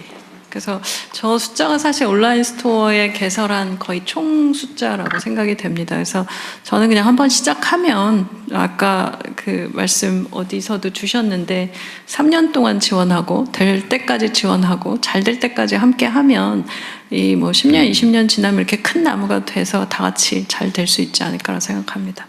뭐 정말 기쁩니다. 저에게도 기회가 있을까요? 네. 저도 퇴임하고 어떻게? 네, 누구나에게 열려 있습니다. 누구나한테나. 네. 네, 고맙습니다. 이번 기회로 서로 좀 돈독해지시는 기회가 또 되실 것 같은데요. 자, 이어서 저희는 CJ E&M 그리고 식품 제조기업 영풍의 사례를 만나보도록 하죠. 부탁드립니다. 예, 안녕하십니까. 저는 CJ E&M을 맡고 있는 대표이사 윤상현입니다. 오늘 이렇게 대통령님 모시고 뜻깊은 상생 이야기를 할 수 있게 돼서 너무나 반갑습니다. 저는 오늘 그냥 CJ E&M 단독으로 나왔다기보다는 저희의 K콘과 함께 글로벌 함께 나가고 있는 1,100여 중소기업과 함께 이 자리에 나왔다고 좀 생각을 좀 하고 있습니다. 문화가 곧 경제고 국가의 경쟁력이다라는 대통령님의 믿음, 그러한 믿음을 저희 중소기업들과 가장 일찍부터 좀 저희는 계속 좀 시작을 해왔습니다. 지금이야 K컬처를 이야기를 하면 글로벌 곳곳에서 다 알아주고 반기고 하고 있습니다만 저희가 K콘을 맨 처음에 시작했을 때는 2012년 당시만 하더라도 그닥 K팝과 K컬처가 그렇게 알려지지 않았던 때였습니다. 그럼에도 불구하고 저희는 중소기업들과 함께 K컬처의 글로벌 확산이라는 좀 어떤 사명감을 가지고 이 K콘을 좀 시작을 해왔습니다. 처음에는 좀 작은 무대였고 하다 보면 시행착오도 좀 많았습니다. 그럼에도 불구하고 지속적인 어떤 시도와 이런 도전 통해서 저희 중소기업들과 함께 지금 한 14년이 흐른 지금까지 보면 약 한 1,100개 넘는 중소기업들과 함께 글로벌 진출을 좀 하고 있었고요. 그리고 정부 지원금의 뭐 한 3.6배에 이르는 현장에서의 수출 계약까지 만들어낼 수 있었습니다. 저희 K콘 현장 보시면 K팝 팬들은 너무나 열광적입니다. 매년 행사 때마다 약 10만 명 이상의 K-팝 잘파 세대들이 모여서 K-팝을 즐기고 그 다음에 단지 K-팝을 즐기는 것뿐만 아니라 K-컨텐츠, K-드라마, K-뷰티, K-패션, K-푸드를 다 같이 즐기는 축제의 현장입니다. 그래서 저희는 이런 10만 명이 모인 그 K-팝 팬들에게 좀 더 다양한 우리 중소기업들의 K 제품, 브랜드들을 알리기 위해서 중소기업 전용 부스를 우리 중기부와 함께 만들어서 운영을 하고 있습니다. 단지 이제 B2C 고객들을 대상으로 알리는 것뿐만 아니라 현재 이제 바이어들 좀 초청을 좀 해서요. 현지에서 직접적으로 수출 상담도 만들어내고 있고요. 여기 저희와 함께 초창기부터 함께 해오신 저희 영풍 대표님도 계십니다만 이 K콘 현장을 통해서 100억 원 이상에 넘는 또 수출 계약까지 좀 만들어내신 그런 경험이 좀 있습니다.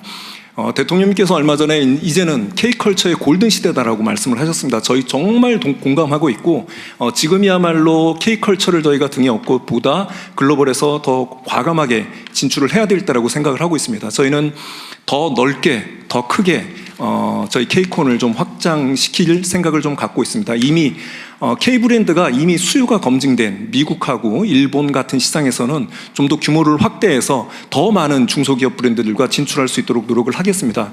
일례로 작년부터 LA시 정부는 저희 K콘이 열리는 LA 주간에 K콘 데이즈를 지정을 해서 LA시 정부가 저희와 함께 공동으로 저희 K콘과 K브랜드 프로모션에 같이 좀 나서주고 있습니다. 그리고 아직 좀 진출하지 않았던 중동이라든가 유럽, 그 다음에 중화권 까지도 지속적으로 좀 저희가 문호를 좀 넓혀가면서 보다 많은 K 브랜드들이 현지에서 팬들을 만나고 브랜드를 알릴 수 있는 종합적으로 K컬처의 글로벌 마케팅 플랫폼으로 이렇게 진화시켜 나갈 수 있도록 좀 하겠습니다. 다만 이렇게 새로운 시장을 좀 나갈 때는 민간의 힘만으로는 좀 약간 좀 부족한 부분들이 좀 많이 있습니다. 현지 규제라든가 여러 가지 이제 다양한 이제 비용 문제라든가 있을 수 있기 때문에 이런 부분들은 정부가 좀 함께 해주시면 저희가 중소기업들과 함께 보다 과감하게 나갈 수 있으리라고 좀 생각을 합니다. 마지막으로 그 K컬처 300조, 문화수출 50조 정책 수립을 해주시고 이렇게 지원을 해주신 대통령님의 어떤 그 정책 약속 때문에 저희 미디어 컨텐츠 업계 모두 굉장히 이번 기회야말로 다시 한번 저희 K 컨텐츠가 글로벌에서 지속 성장하고 날개를 달을 때다라고 좀 생각을 좀 하고 있습니다. K콘을 비롯해서 저희 다양한 이제 앞서 뭐 네이버라든가 이렇게 말씀을 해주셨듯이 K 컨텐츠가 글로벌에서 지속할 수 있도록 여러 중소 제작사라든가 앞서 이런 AI 스타트업들까지 함께 동반 성장해서 지속할 수 있도록 계속 좀 노력해 나가겠습니다. 감사합니다.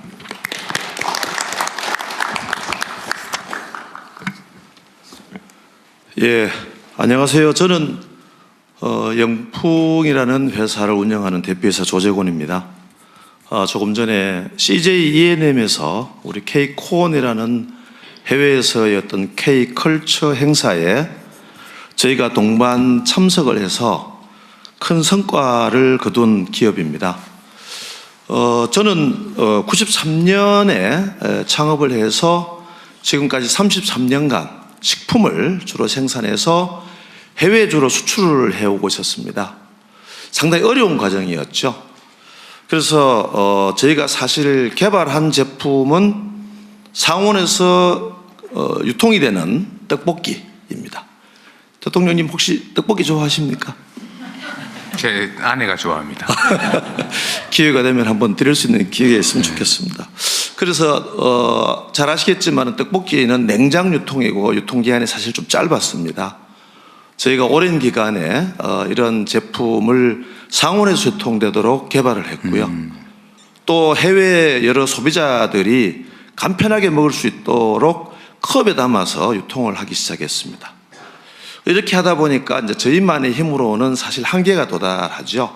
해서 2020년부터 저희는 이제 K콘에 함께 할 수 있었습니다. 현장에서 여러 이제 공연도 있고 여러 가지 문화를 체험할 수 있는 상생의 공간이었다고 볼 수가 있습니다. 거기에 저희가 실제 참석을 해서 여러 바이어나 또는 소비자들을 만나서 상담을 한다거나 저희 브랜드를 알린다거나 시식을 한다거나 이렇게 해서 지금은 이제 꽤 많은 한 120개국에 수출을 하면서 연간 한 3천만 불 정도 수출을 하고 있습니다. 이런 이제 쾌거를 이룰 수 있었던 것은 그래도 중소기업이 대기업과 이렇게 상생할 수 있는 이런 기회가 있었기 때문에 가능하지 않았나 싶어지고요. 앞으로도 저희는 이제 브랜드화해서 저희 브랜드는 요볶이라는 브랜드입니다. 이 브랜드로 앞으로 세계 시장에 요볶이. 네, 많이 들어두세요. 그래서 만약에 이런 이제 좋은 기회가 더 확산되고 저희가 글로벌로 성장할 수 있는 기회가 주어진다면 떡볶이도 분명 글로벌한 상품이 그렇죠. 되고 또 하나의 K컬처에 묻어서 저희가 성장할 수 있는 기업이 될 수 있지 않을까 싶어지고요. 저희가 1억 불 또 나아가서는 10억 불까지 수출할 수 있도록 많은 관심과 또 중소기업과 이런 그 대기업 간의 상생 프로그램을 지속적으로 좀 잘 좀 발전시켜 주시면 감사하겠습니다. 이상입니다. 감사합니다. 그 요볶이라는 떡볶이 그 포장식품이죠. 네. 거기에 저기 어묵도 들어갑니까? 지금 현재는 어묵이 없는데 어묵이 있는 제품도 있고요. 저는 어묵을 주로 먹는 편이라. 보통 이제 어묵을 많이 먹죠. 그런데 저희는 이제 해외인들에게 오로지 보니까 떡만. 떡하고 소스가 있습니다. 그러니까 당연히. 치즈 떡볶이 같은 경우에는 굉장히 인기가 있고요. 원래 전통의 이제 빨간색의 된장 떡볶이, 고추장 이제 떡볶이. 한국적인 고추장 떡볶이 있습니다. 있고요. 그 나라에 조금 더 이렇게 입맛에 다가가는 이런 제품도 꽤 많이 이제 개발을 했고요. 예를 들어서 인도에 나가는 지금 홍보 시간입니다. 하세요, 게. 정말 감사합니다. 그래서 앞으로 이제 이런 기회가 된다면은 아마도 우리가 대한민국을 대표하는 정말 전통 음식이 전 세계의 소비자들로부터 인기리에 판매될 수 있는 그런 기회가 올해라고 봅니다. 감사합니다. 네. 한국적인 게 가장 세계적이죠. 예, 맞습니다. 그 특성이 있어야 되는데, 그죠? 네. 고추장 떡볶이에 어묵 넣은 것도 개발을 해서. 꼭 그렇게 하겠습니다. 감사합니다. 네. 네, 고맙습니다. 글로벌 시장에서 더 많은 또 경쟁력을 갖출 수 있기를 바라보도록 하겠습니다. 자, 이번에는 신한금융지주회사 그리고 임신출산용품 제조기업 모유사의 사례 발표 순서입니다. 5분간 부탁드립니다. 네, 안녕하십니까. 신한금융의 진옥동입니다. 신한금융이 후원하는 육아휴직 대체인력 지원 사업을 소개해드리겠습니다. 대기업의 육아휴직률이 사용률이 한 60% 정도 된다고 합니다. 그런데 50인 이하의 중소기업의 육아휴직 사용률이 한 29% 정도로 반 정도로 떨어진다고 합니다. 50인 미만의 소기업의 경우에는 인력 사정상 육아휴직을 쓰려면 눈치가 보이고요. 그 다음에 또한 기업 입장에서는 인건비가 중복으로 지급되는 그런 기간들이 있어서 사실은 기업에 재무적으로 부담이 돼서 사실 좀 어렵다고 합니다. 그래서 고용노동부하고 각 지방자치단체에서 육아휴직 직원의 대체 인력을 채용하면 중소기업에 장려 보조금을 지급하는 제도가 있는데요. 거기에 이제 저희가 신한금융그룹도 작년 6월에 대중소농협력기금에 100억 원을 출연해서 같이 힘을 좀 보태고 있습니다. 시행이 한 7개월 정도 됐는데요. 지금 현재 7개월 만에 2,713개 기업에서 약 36억 원 정도가 저희가 출연한 기금에서는 36억 원 정도가 지급되었습니다. 중소기업과 그 직원들에게 조금이나마 도움이 되었으면 하는 바람으로 시작을 하고 있고 이게 마중물 역할을 했으면 하는 바람입니다. 오늘 같이 오신 그 모유사의 김미진 대표님 소개드리고 제 말씀 마치도록 하겠습니다. 예, 안녕하세요. 저는 그 임신, 출산, 육아 큐레이션 브랜드 모유사 대표 김미진입니다. 모유사는 이번 신한금융의 육아휴직 대체인력 지원을 통해 지원받은 2,700개 기업 가운데서요 사례 발표 기업으로 선정되어서 오늘 이 자리에 함께하게 되었습니다. 진심으로 감사드립니다. 모유사는 엄마와 아이의 건강한 일상을 돕는 회사를 만들고자 시작한 기업입니다. 저희는 늘 이런 질문을 해왔는데요. 엄마가 엄마이기 때문에 일을 포기하지 않아도 되는 일터를 만들 수 없을까라는 고민을 해왔습니다. 그래서 창업 초기부터 30년 동안 35시간 근무제를 시행하면서 일과 돌봄이 함께 갈 수 있는 환경을 만들기 위해서 노력해 왔습니다. 하지만 그 중소기업에게도 육아휴직은 여전히 쉽지 않은 과제입니다. 한 명의 공백이 조직 전체의 부담으로 이어지고 대체 인력을 구하는 일도 현실적으로 매우 어렵거든요. 1년 동안 일할 대체 인력을 구한다는 것은 좀 어려운 일입니다. 그래서 그런 점에서 이번 지원은 저희에게 굉장히 큰 힘이 되었습니다. 중소기업도 직원의 육아휴직을 보다 안정적으로 운영할 수 있다는 가능성과 용기를 얻게 해주었습니다. 이 자리를 빌려 두 가지 좀 제안을 드리려고 하는데요. 저희가 그 현재 대체 인력 인수인계 기간을 최대 2개월까지 인정해 주시는 점에 대해서는 매우 감사하게 생각합니다.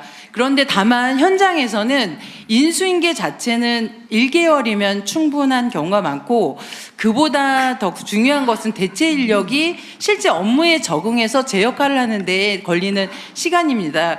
그래서 그 인수인계 지원금이 중복 근무를 꼭 하지 않아도 대체 인력이 업무에 안정적으로 적응할 수 있도록 최대 3개월까지 지원된다면 중소기업에 훨씬 더 실질적인 도움이 될 것이라는 생각이 듭니다.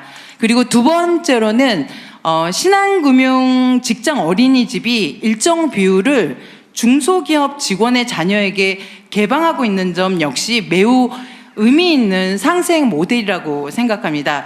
앞으로 더 많은 대기업과 공공부문의 직장 어린이집도 이런 움직임에 함께 해주신다면 중소기업에 일하는 부모님들에게 훨씬 더 큰 힘이 될 것 같습니다.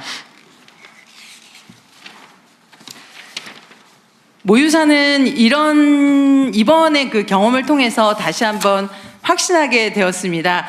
상생은 누군가를 돕는 일이 아니라 함께 지속 가능한 성장의 기반을 만드는 일입니다. 오늘 이 자리가 상생 협력의 씨앗이 모두의 성장으로 꽃피우는 계기가 되길 바라며 저의 발언을 마치겠습니다.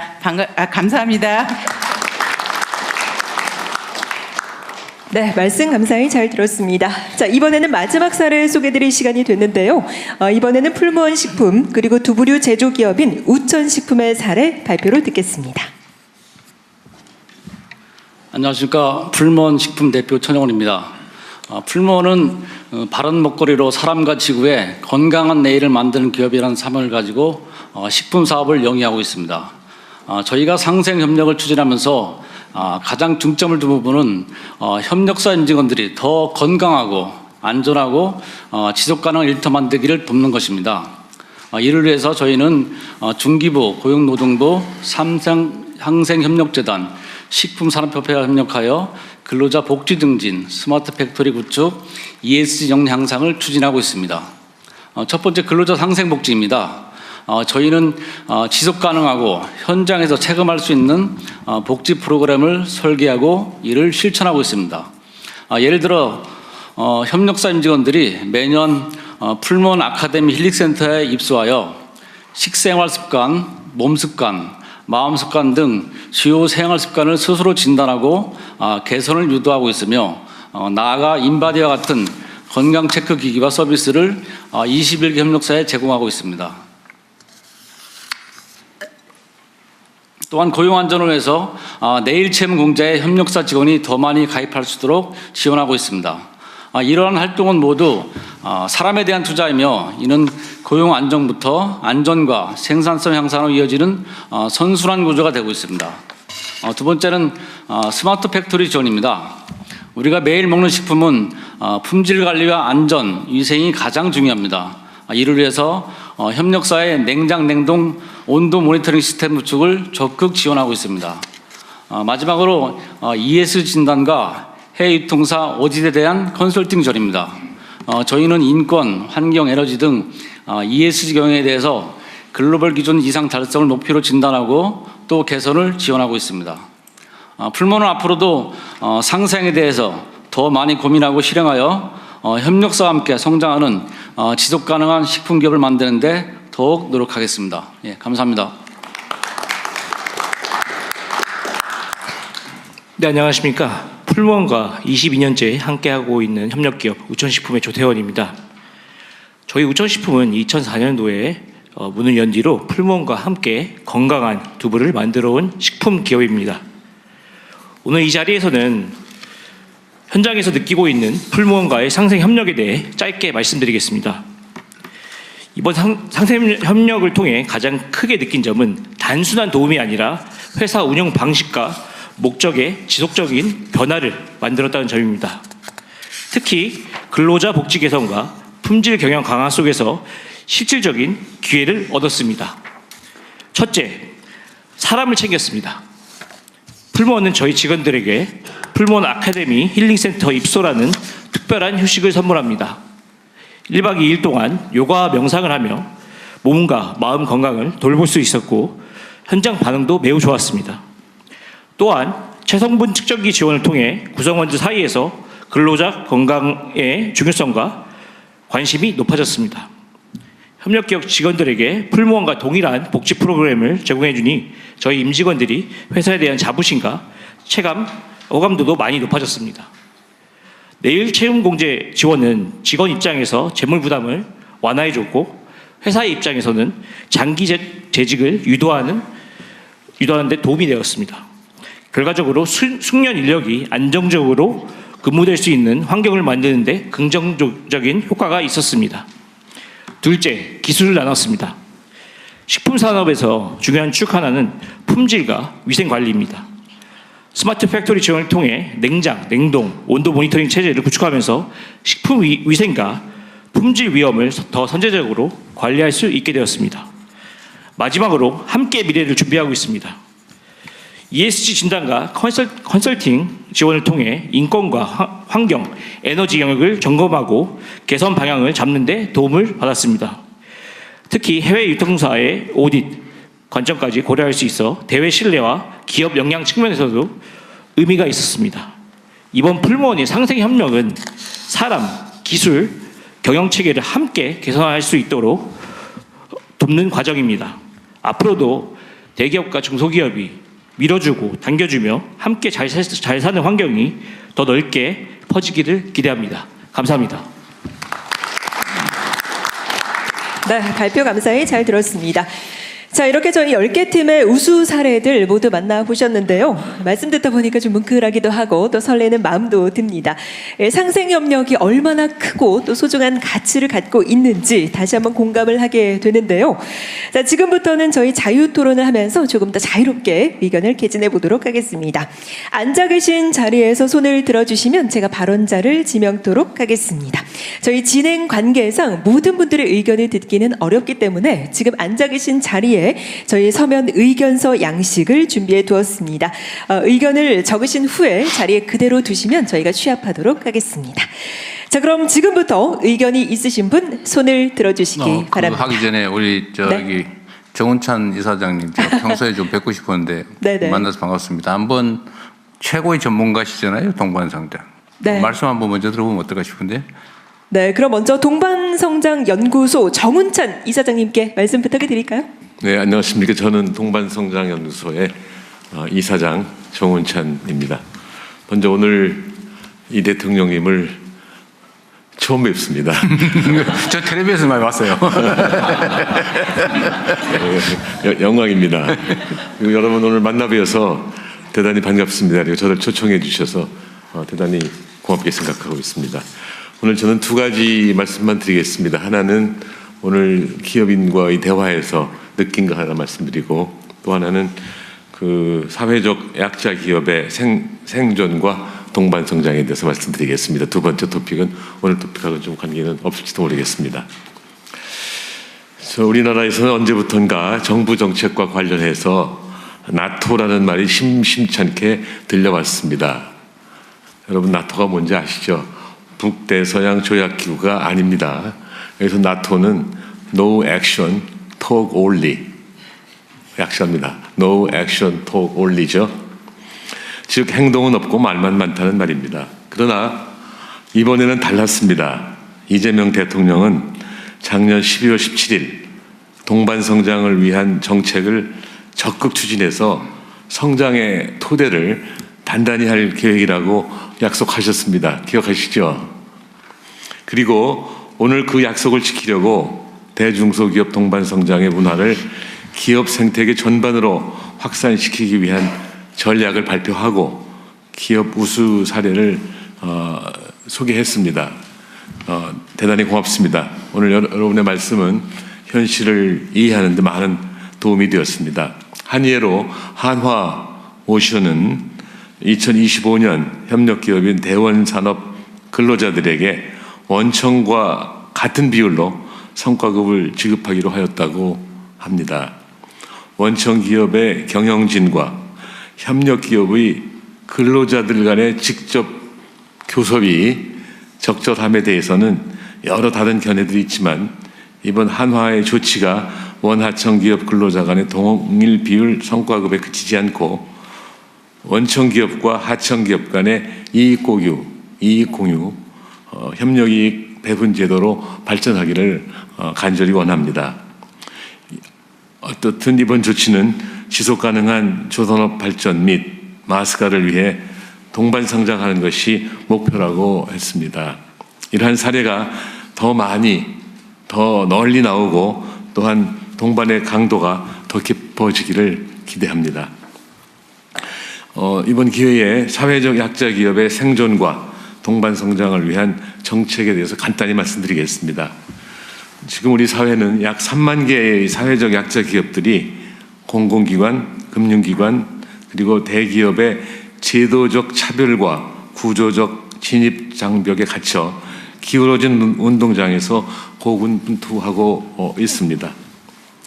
그럼 사회적 약자 기업의 생존을 위협하는 사례는 무수히 많은데 그 몇 개만 소개하겠습니다.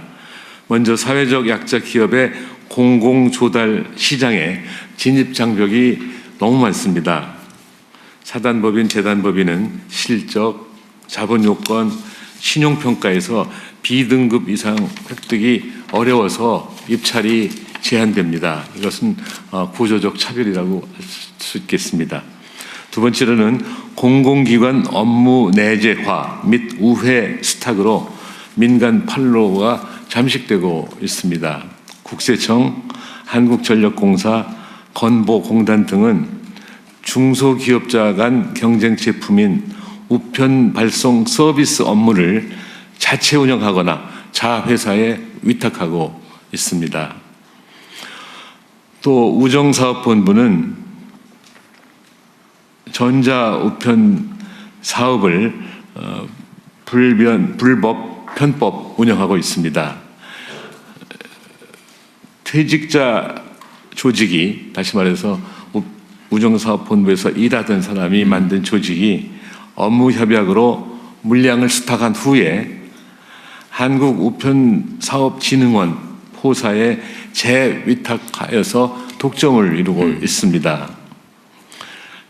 신 회장님도 계시지만 금융권과 대기업의 외면도 있습니다. 금융권 대기업은 장애인 고용 의무 대신 과태료로 대체하거나 구매 의무를 형식적으로 이행하고 있는 것이 현실입니다. 그래서 요청사항이 많지만 한두 가지만 말씀드리겠습니다. 쭉 하시죠, 계속. 네. 필요한 거예요. 하나는 제가 요청서 써왔으니까 이따 여러분께 드리겠습니다.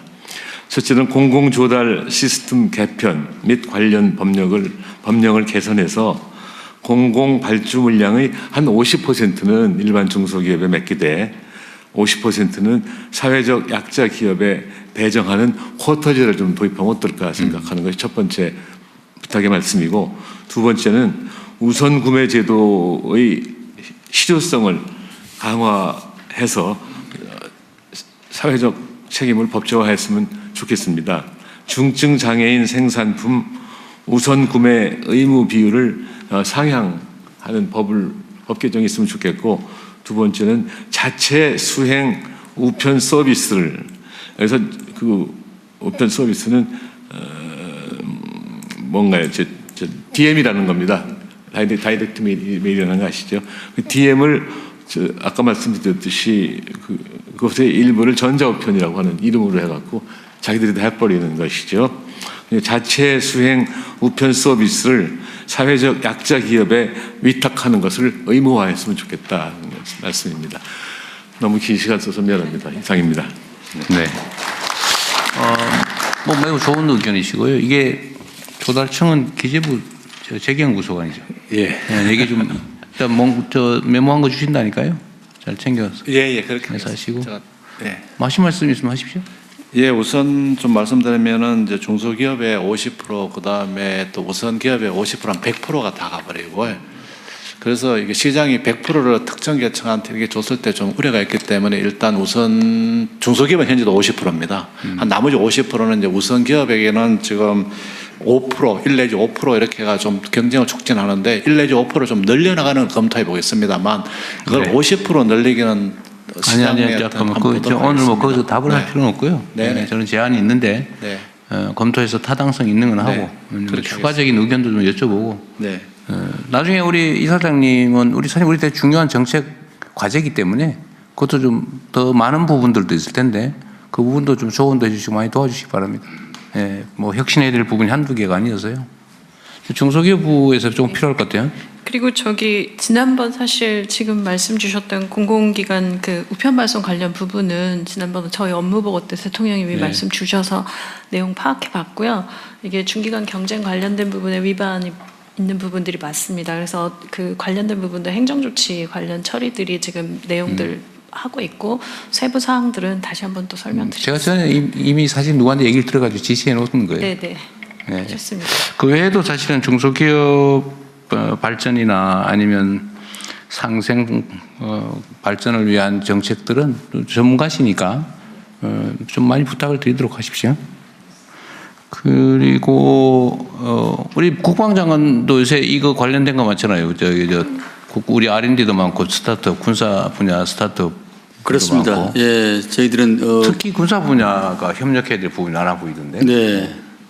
그래서 아마 오늘 그 스위스에서 발표한 거 어제 보니까 우리가 작년도에 한해서 작년도에 방산 수출이 4위로 올라왔습니다. 4위로. 예전에 9위였는데 우리 정부의 목표가 이제 앞으로 임기 내 4위인데 아마 이것이 중소기업 상생이 계속 이어져 되고 협력이 이어져 된다면은 굳건하게 중국을 제끼고 4위로 우뚝 섰을 것 같습니다. 아주 뭐 고무적인 현상이 날 수 있겠습니다. 네. 또 혹시 추가로 하실 분 몇 분 하시고? 네, 혹시 손을 들어주시면 저희가 말씀을 먼저 드리도록 하겠습니다. 네, 지금 손을 들어주셨는데요. 먼저 발제를 하도록 하겠습니다. 네, 김태형 대표님. 네, 간략하게 부탁을 드릴게요. 예, 쭉 업체 대기업이나 중소기업 할 것 없이 쭉 발표하는 내용 중에 보면은 중소기업 근로자 한 사람 한 사람의 경쟁력이 곧 국가 경쟁력이라고 저는 생각을 합니다. 그래서 중소기업에서 장기 근속을 할 수 있는 뭔가 희망의 사다리가 필요하다. 여기 보면 아직 풀문원에서도 내일 채용 공제라는 걸 정책을 이야기하셨고 카이에서도 내일 채용 공제라는 정책을 이야기하셨는데 중소기업에도 장기간 근속을 하면은 뭔가 10년, 20년 후에 뭔가 희망이 있는 사다리를 갖다가 좀 놔주시면 좋겠다. 그게 제가 생각할 때는 내일 채용 공제라는 이런 게 중소벤처기업부도 그런 정책들이 많이 있는 걸로 알고 있어요. 노동부에도 있고 이런 거를 좀 통합을 해서 뭔가 조금씩 해주는 것보다는 정말 장기 근속자에게 장기 근속을 하면은 뭔가 10년 후에 20년 후에 뭔가 확실한 희망이 있는 그 희망의 사다리를 좀 놔주는 정책이 있었으면 좋겠다는 생각을 하고 건의를 드립니다. 감사합니다. 네. 네.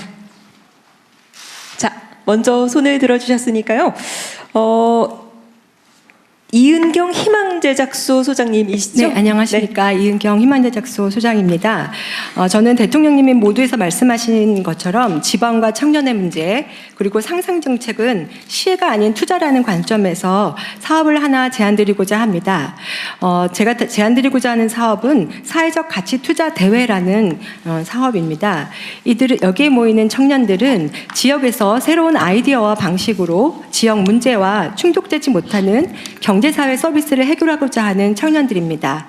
그러한 도전을 자신들의 업으로 비즈니스로 풀어나가고 있는데요. 저희 희망제작소는 이들을 소셜 디자이너라고 호명하면서 이들이 지역에서 고립되지 않고 외롭지 않도록 응원하는 무대를 카카오, 국민은행 등의 기업들과 협력해서 진행해 왔습니다. 오늘 이 자리를 빌어서 제안드리고자 하는 사회적 가치 투자 대회는 일종의 소셜한 IR 대회라고 보시면 됩니다. 시민들이 함께 사회적 가치를 중심으로 직접 모의 투자를 하고 그 비율에 따라서 상금이 배분됩니다. 지난해 12월 5일 200여 명의 시민투자단과 15명의 소셜 디자이너들이 만나서 사회적 가치 투자에 감동적인 경험을 함께 했습니다. 여기 참여한 이들은 식품 사막 지역의 어르신들에게 두부나 밀가루 같은 생필품을 가져다주는 이동전방을 운영하는 청년이기도 했고요. 지역의 어르신들과 함께 제품을 개발하고 그분들을 전문가로 교육하는 일자리를 만드는 청년들이기도 했습니다. 이처럼 지역사회에서 꼭 필요한 서비스와 문제 해결을 자신들의 일과 업으로 도전하고 있지만 이들이 설 자리는 매우 한정돼 있습니다. 그래서 사회적 가치 투자 대회가 대기업, 중소기업 상생 사업을 통해서 확장된다면 지역에서 분투하고 있는 청년들에게 더 큰 기회와 자원이 돼서 더 큰 도전과 실험을 만들고 더 나은 지역사회로 연결되는 지속적인 사회가치 창출과 지역 문제 해결의 장으로 자리매김될 것입니다. 마지막으로 사회가치 투자기금이나 펀드가 조성되는 통큰 상생활동을 추진한다면 이들 소셜 디자이너들이 지역 창업의 주요한 생태계 주체로서 성장해 나갈 소중한 인내 자본이 될 것이라고 확신합니다. 감사합니다. 네. 말씀 잘 들었습니다. 자, 차재병 카이 대표님, 네, 손 들어주셨는데요. 간략하게 부탁을 드립니다. 예, 저는 간단하게 그 정부와 지자체가 운영하고 있는 각종 상생 펀드 운영에 관해서 좀 말씀을 드리겠습니다. 현재 사례를 보면 각종 정부 펀드가 조성이 되어 있는데 이 금융기관의 엄격한 담보와 신용평가 기준으로 인해서 지원이 절실한 저신용 중소기업은 본 지원 정책에서 배제가 되는 경우가 많습니다. 그래서 이를 보완하는 방안의 하나로서 지원업체 선정 평가할 때 원청서가 추천하는 좀 우수한 중소업체들에게는 인센티브를 부여하는 방안을 포함해서 실력은 있지만 당장의 재무 구조가 취약한 업체들을 좀 지원할 수 있는 제도를 마련할 필요가 있겠다는 제안을 드립니다. 예, 중소기업부에서 관심 있는 분야죠. 지금 하여튼 우리나라의 금융 시스템이라고 하는 게 어쨌든 지금 현재 상태의 물적 가치가 있는 것을 담보로 자꾸 돈을 빌려준다. 이게 기본 개념인데 사실은 미래에 대한 투자를 해야 되는데요. 하여튼 그 문제는 중소기업부의 각별한 관심 사안인 것 같습니다. 지금 소상공인 같은 경우들도 지금 금융이랑 같이 그 이제 네이버나 이런 플랫폼사들이 갖고 있는 데이터를 활용을 하면 담보가 없더라도 온라인에서의 그 실적이나 이런 거 가지고 할 수 있듯이 지금 말씀 주신 부분들도 저는 의미 있는 말씀이라고 생각됩니다. 원청사가 좀 해주시면 예, 이런 부분들. 한계 기업들이 그 연명하기 위한 대출은 사실은 좀 자제돼야 되고. 전망이 있는데 예를 들면 자금력 부족으로 성장 발전 못하는 부분들은 사실은 신용 대출이 가능하게 해야 되는데 과연 그 근거가 뭐냐? 이게 결국은 나중에 그 사고가 났을 때 너 왜 담보 없이 돈 빌려줬어? 뭐 이렇게 아주 문책당할까 봐 안 해버리는 경향들이 있잖아요. 그걸 어떻게 좀 보강할 거냐가 문제 같습니다. 근데 중소기업 할 일 진짜 많아요. 네. 자, 저희가 약속된 시간이 지나서 한 분을 마지막 발언으로 하도록 하겠습니다. 자, 역시 마이크를 켜고 말씀을 한 말씀 부탁을 드리겠습니다. 네. 오늘 또 장시간에 이렇게 여러 가지 성공 사례라든지 또 중소기업의 애로사항을 경청해 주시는 이런 자리가 너무나 고맙고 앞으로도 힘을 내겠습니다. 저희는 이제 식품을 한다고 아까 말씀을 드렸는데요. 최근에는 이제 첨단 산업이라든지 또는 연구특구라는 산업단지 내에 어떤 특정 업종을 주로 이렇게 입주를 하게끔 하는 이런 그러니까 법적으로나 또는 제도적으로 지나치게 첨단단지 또는 연구특구로 묶여 있습니다. 근데 저희처럼 이렇게 이제 수출을 좀 더 하기 위해서 어떤 산업단지 입주를 하려고 그러면은 입주 제한이 걸립니다. 식품 산업은 안 돼. 이런 제도가 너무 많아서 오늘 이 자리를 빌어서 물론 타 전통의 어떤 제조업도 있고 여러 가지 참 잘 나간 기업들도 많습니다. 그러나 어떤 업종에 묶여가지고 입주를 못한다거나 기업을 성장시키지 못하는 또는 해외로 이렇게 그냥 수출을 주문을 못 받아야 되는 이런 경우가 없었으면 하는 바람에서 어떤 산업단지라도 어떤 여러 가지 제재를 좀 이렇게 완화시켜서 아주 해롭지 않은 기업이라면 입주를 시켜주는 이런 제도를 좀 완화해주면 좋겠다 하는 말씀을 한 번 더 드리겠습니다. 전북 가면 식품 회사하고 대환영하는 네, 맞습니다. 클러스터가 있는데 식품 클러스터가 있는 걸 잘 알고 있습니다. 저희는 이제 지역에서 한 30년 이상을 해오다 보니까 여러 기술자들이라든지 이런 사람들이 오랜 기간을 함께 와서 지역을 떠나기가 좀 어려운 경우도 있습니다. 네. 이런 제도를 좀 더 보완해 주시면 감사하겠습니다. 좀 어려운 문제죠. 네, 조재곤 영풍 대표님께서 마지막으로 말씀해 주셨습니다. 아, 마지막이었어요? 네. 제가 그냥 정리 삼아 저도 한번 몇 가지 말씀을 좀 드려보겠습니다. 네. 그 아까 풀무원하고 거긴 두부 생산하신다고 그러셨어요? 네, 맞습니다. 두부 생산하고 있습니다. 그 제 개인적인 궁금증인데 그 두부는 다 수입 콩으로 하죠? 아닙니다. 저희는 국산 콩만 해요? 둘 다 하는군요. 수입 콩 중에 유전자 조작 콩 있죠? 예, 있습니다. GMO? 저희 두부는 유전자 조작콩은 사용하지 않습니다. 아예 안 써요? 예, 그렇습니다. 예. 유전자 조작 콩으로 직접 먹는 식품을 제조하는 게 현재 법률상 허용되나요? 안 되나요? 모르겠어요? 안 하니까 모르시고. 그러면은 지금 이제 정부에서 GMO 표시제를 법으로 시행하잖아요. 예. 지금 전에는 형체가 남는 거냐 안 남냐라고 했는데 이제는 형체가 남지 않더라도 사용했으면 다 표시해라 이렇게 된 거죠. 예. 그게 식품 산업에 미치는, 그리고 또 식품 산업을 넘어서 사실 국내 농업에도 영향을 많이 미치지 않겠어요? 예를 들면 대중들 입장에서는 이게 GMO로 만든 거냐, 그 유전자 조작한 원료로 만든 또는 그게 가미된 식품이냐 아니냐, 사실 관심사인데 지금까지는 정보가 없으니까 몰랐는데 앞으로는 꽤 가려보지 않을까요? 표시하면 좀 그 영향은 어떨 것 같습니까?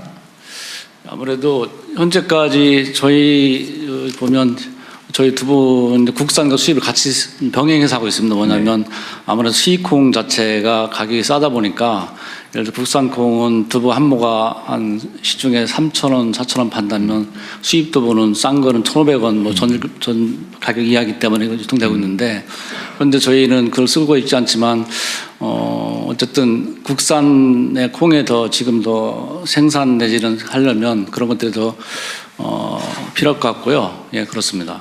CJ ENM도 사실은 비슷한 상황일 텐데요. 그 식품 생산 판매를 할 때 이제는 예를 들면 간장을 썼다. 근데 그 간장을 GMO 콩으로 만들었다. 이러면 그 표시해야 되잖아요. GMO로 만든 간장을 첨가해서 만든 것이다. 그러니까 GMO다. 이렇게 표시도 해야 되고, 또 어떤 상품은 GMO 아닙니다. 논 GMO 이라 엄청나게 크게 붙여가지고 팔고 이럴 텐데 그 영향이나 아니면 이런 건 한번 고려해 보셨어요? 어떠세요?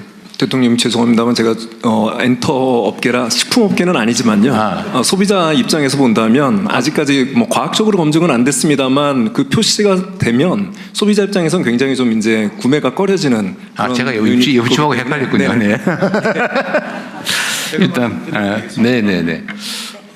저는 이제 이런 식품을 수출을 하다 보니까 각국에서의 이제 GMO 또 난 GMO에 대한 이슈가 굉장히 많아지고 있습니다. 특히 유럽이나 선진국은 이거 아주 심각한 논쟁거리죠. 예, 그렇습니다. 수출할 때 과연 이게 GMO 원료가 들었냐 안 들었냐를 따지게 될 텐데. 네, 그렇습니다. 지금까지는 슬쩍 안 표시하고. 저희는 뭐 GMO와 관계없기 때문에. 그래서 떡볶이에 그 간장 들어가면 간장은 아주 뭐 미미하기 때문에요. GMO를 쓰는 원료들이 별로 없습니다. 앞으로는 표시하게 돼 있거든요. 예. 그래서 제가 이제 말씀드리는 것은 이미 선진국에서 GMO 표시라든지 이런 거를 의무화하거나 또는 검사 성적서를 요구하는 경우가 많아지고 있습니다. 그래서 앞으로도 아마 이런 게 좀 더 전 세계적으로 확대되지 않을까라는 생각을 하고 있습니다. 그럴 가능성이 많죠. 이제 그 사실은 흔적이 남지 않으면 그 GMO 식품 원료로 제조를 해서 많은 과정을 거쳐서 정제를 하고 나면 흔적은 안 남지만 그런 GMO 식품으로 만들었다라고 하는 게 밝혀지면 나중에 문제가 될 수가 있잖아요, 그죠? 이게 좀 더 심해질 텐데. 그러니까 이제 GMO, 그러니까 유전자 변형하는 원료, 그러니까 농산물이 좀 제한적이긴 합니다. 뭐 콩이라든지 옥수수라든지 이런 재료들이 좀 많습니다. 하여튼 제가 약간 벗어나긴 했는데 이게 이제 앞으로는 국제사회에서도 문제가 되고 우리 국내에서도 이 법이 시행되기 때문에 이제 모든 식품에 이게 표시를 하게 된단 말이에요. 그 어떤 영향이 있을지, 국내 농업의 영향도 꽤 있을 텐데 한번 제가 말씀드려봤고요. 아까 삼성전자의 스마트 팩토리 지원하는 거 있잖아요. 네. 이게 원래 문재인 정부 때 정부 정책으로도 했던 사업이잖아요. 저희가 시작한 건 2015년부터 시작했고요. 문재인 정부 시절인 2018년에 확대가 됐습니다. 확대하다가 그 후에 없어졌나 거의 없어지거나 계속 저희는 해오고 있었어요. 아니, 그러니까 삼성은 이제 일종의 ESG 사업 이런 애로 하는 거고 사회공헌 사업 비슷하게 하는 거잖아요. 근데 정부에서 스마트 팩토리 지원 사업 예산을 편성해서 꽤 규모 있게 하다가 직전 정부에서 그게 많이 줄어들지 않았어요?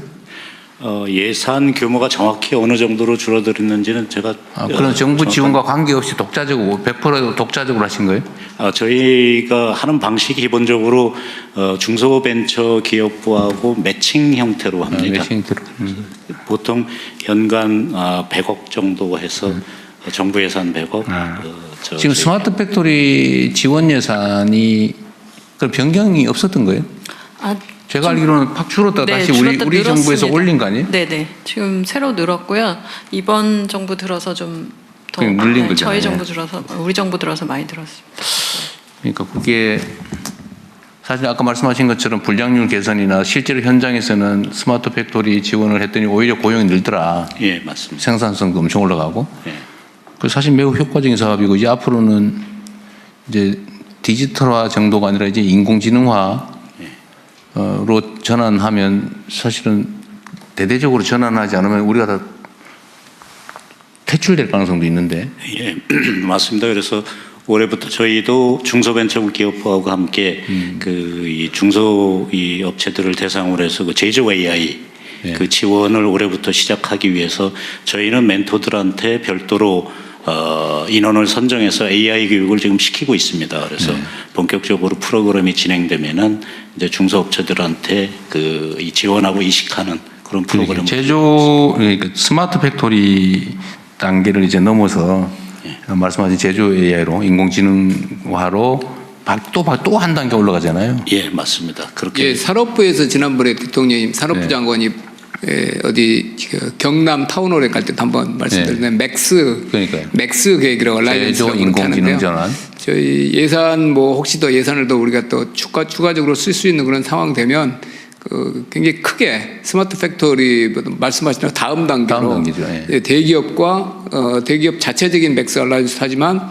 협력업체하고 연계해서 하는 걸로 한 3조 정도로 크게 지금 3조 그 정도로 지금 산업부하고 중기부 이런 부처에서 준비하고 있습니다. 집행 중이에요? 아닙니다. 그렇게 이제 지금 예산은 없습니다. 예산이 마련되면 그렇게 하려고 지금 구상 중에 있습니다. 알겠습니다. 약간 6% 샜는데 하여튼 삼성전자의 그 스마트 팩토리 지원 사업은 매우 효과도 클 뿐만 아니라 모범적이어서 큰 도움이 될 것 같습니다. 예, 계속 지원하겠습니다. 네, 정부의 정책 사업으로 정부 예산을 들여서 대대적으로 늘려가야 될 일일 것 같아요. 하여튼 오늘 여러분들 상생 협력의 사례도 제가 유의해서 좀 들어봤는데 이런 사례들을 좀 전체적으로 많이 확산해서 대한민국 좀 경제 생태계가 좀 바뀌었으면 좋겠어요. 아까 저기 카이 같이 하시는 어디더라? 미래항공. 그 말씀하셨는데 우리 젊은이들이 중소기업을 안 가고 대기업, 공무원, 전문직 이런 것만 지금 선호하고 그런 이유는 저는 좀 구조적인 문제가 있다고 봐요. 그 예를 들면 내일 채용 공제나 이런 것도 방법이죠. 방법인데 재정을 투자해서 목돈을 만들어준다. 몇 년 하면 그것도 방법이지만 사실은 정운찬 우리 이사장님의 말씀이셨기도 한데 이 경영 개선 또는 기술 발전, 성과 이걸 좀 같이 나눠야 된다. 그 말씀하셨잖아요. 이익 공유제 그런 말씀도 하시고 그랬는데. 전체적으로 이제 대기업, 중소기업 또는 영세기업 또는 벤처 스타트업 창업 이 생태계가 그야말로 상호 협력적이고 수평적인 협력 관계로 이게 좀 전환이 돼야 되는데 지금까지는 좀 나쁘게 얘기하면 착취 관계 비슷했단 말이에요. 예를 들면 요즘은 뭐 그런 얘기 많이 안 나오던데 뭐 원가 후려치기라고 그러고 경영 개선을 하면 단가 후려쳐가지고 겨우 그 생존할 정도만 남기고 나머지를 막 전부 다 가격이 정가를 시켜서 압박을 하니까 예를 들면 뭐라 그래 벤더 회사들 또는 뭐 납품 회사 여기는 기술 개발이나 경영 개선을 하면 사실은 다 뺏기니까 그렇게 하기보다는 주로 로비를 하러 다닌다고. 왜냐하면 이제 구매선을 유지해야 되니까요. 로비를 하러 다니니까 경영 개선도 잘 안 되고, 그러니까 경쟁력도 좀 개선도 잘 안 되고, 뭐 그 문제에다가 속된 말로 쥐어 짜니까 좀 이게 좋은 인재 데리다가 보수도 좀 많이 주고 좀 회사도 좀 키워가지고 나중에 이 새로 들어오는 유능한 인재들이 이 회사와 함께 자신의 인생도 좀 핀다 이런 생각을 해야 되는데 이 회사는 맨날 이러다 쥐어짜이다가 결국은 뭐 이렇게 끝날 거야. 뭐 내 인생도 여기서 막 박봉에다가 겨우 하다가 나중에 결국은 못 견딜 거야. 이러니까 아예 안 가버리는 거잖아요. 이게 결국은 그런데 대기업 지배적인 역량을 가진 대기업들도 결국은 이 생태계가 많이 망가지면 결국은 어려워지는 거죠. 지금 사실 조선업계도 지금 물론 그 진폭이 커서 너무 고생들을 많이 하셨는데 지금 고급 전문 인력 숙련 인력이 계속 좀 줄어들잖아요, 그죠?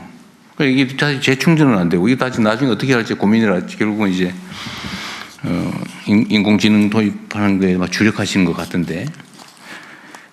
여하튼 지금 상태로는 그런 것보다는 공존하는 협력하는 생태계를 만드는 게 중요하다. 그게 훨씬 더 효율적이라는 게 증명되고도 있잖아요. 예를 들면 세포처럼 관련 기업들이나 중소기업들이 막 살아 움직이는 거죠. 막 팽창하고 크고 이러면 그게 뭐 관련 대기업도 역량이 커지고 국제 경쟁력도 커지고 그러는 것 같아요. 청년들이 일자리를 중소기업에도 얻을 수 있게 하는 것은 중소기업의 경영 개선, 기술 개발의 성과가 그대로 온전하게 남아서 여기도 크게 성장할 수 있다. 그 속에서 나도 이렇게 성장할 수 있다. 이런 믿음을 주는 게 제일 근본적인 대책이 아닐까 싶긴 합니다. 근데 뭐 이게 말로 해서 되는 건 아닐 것 같고 우리 모두가 노력해야 되고 정부의 노력과 몫이 제일 크겠죠.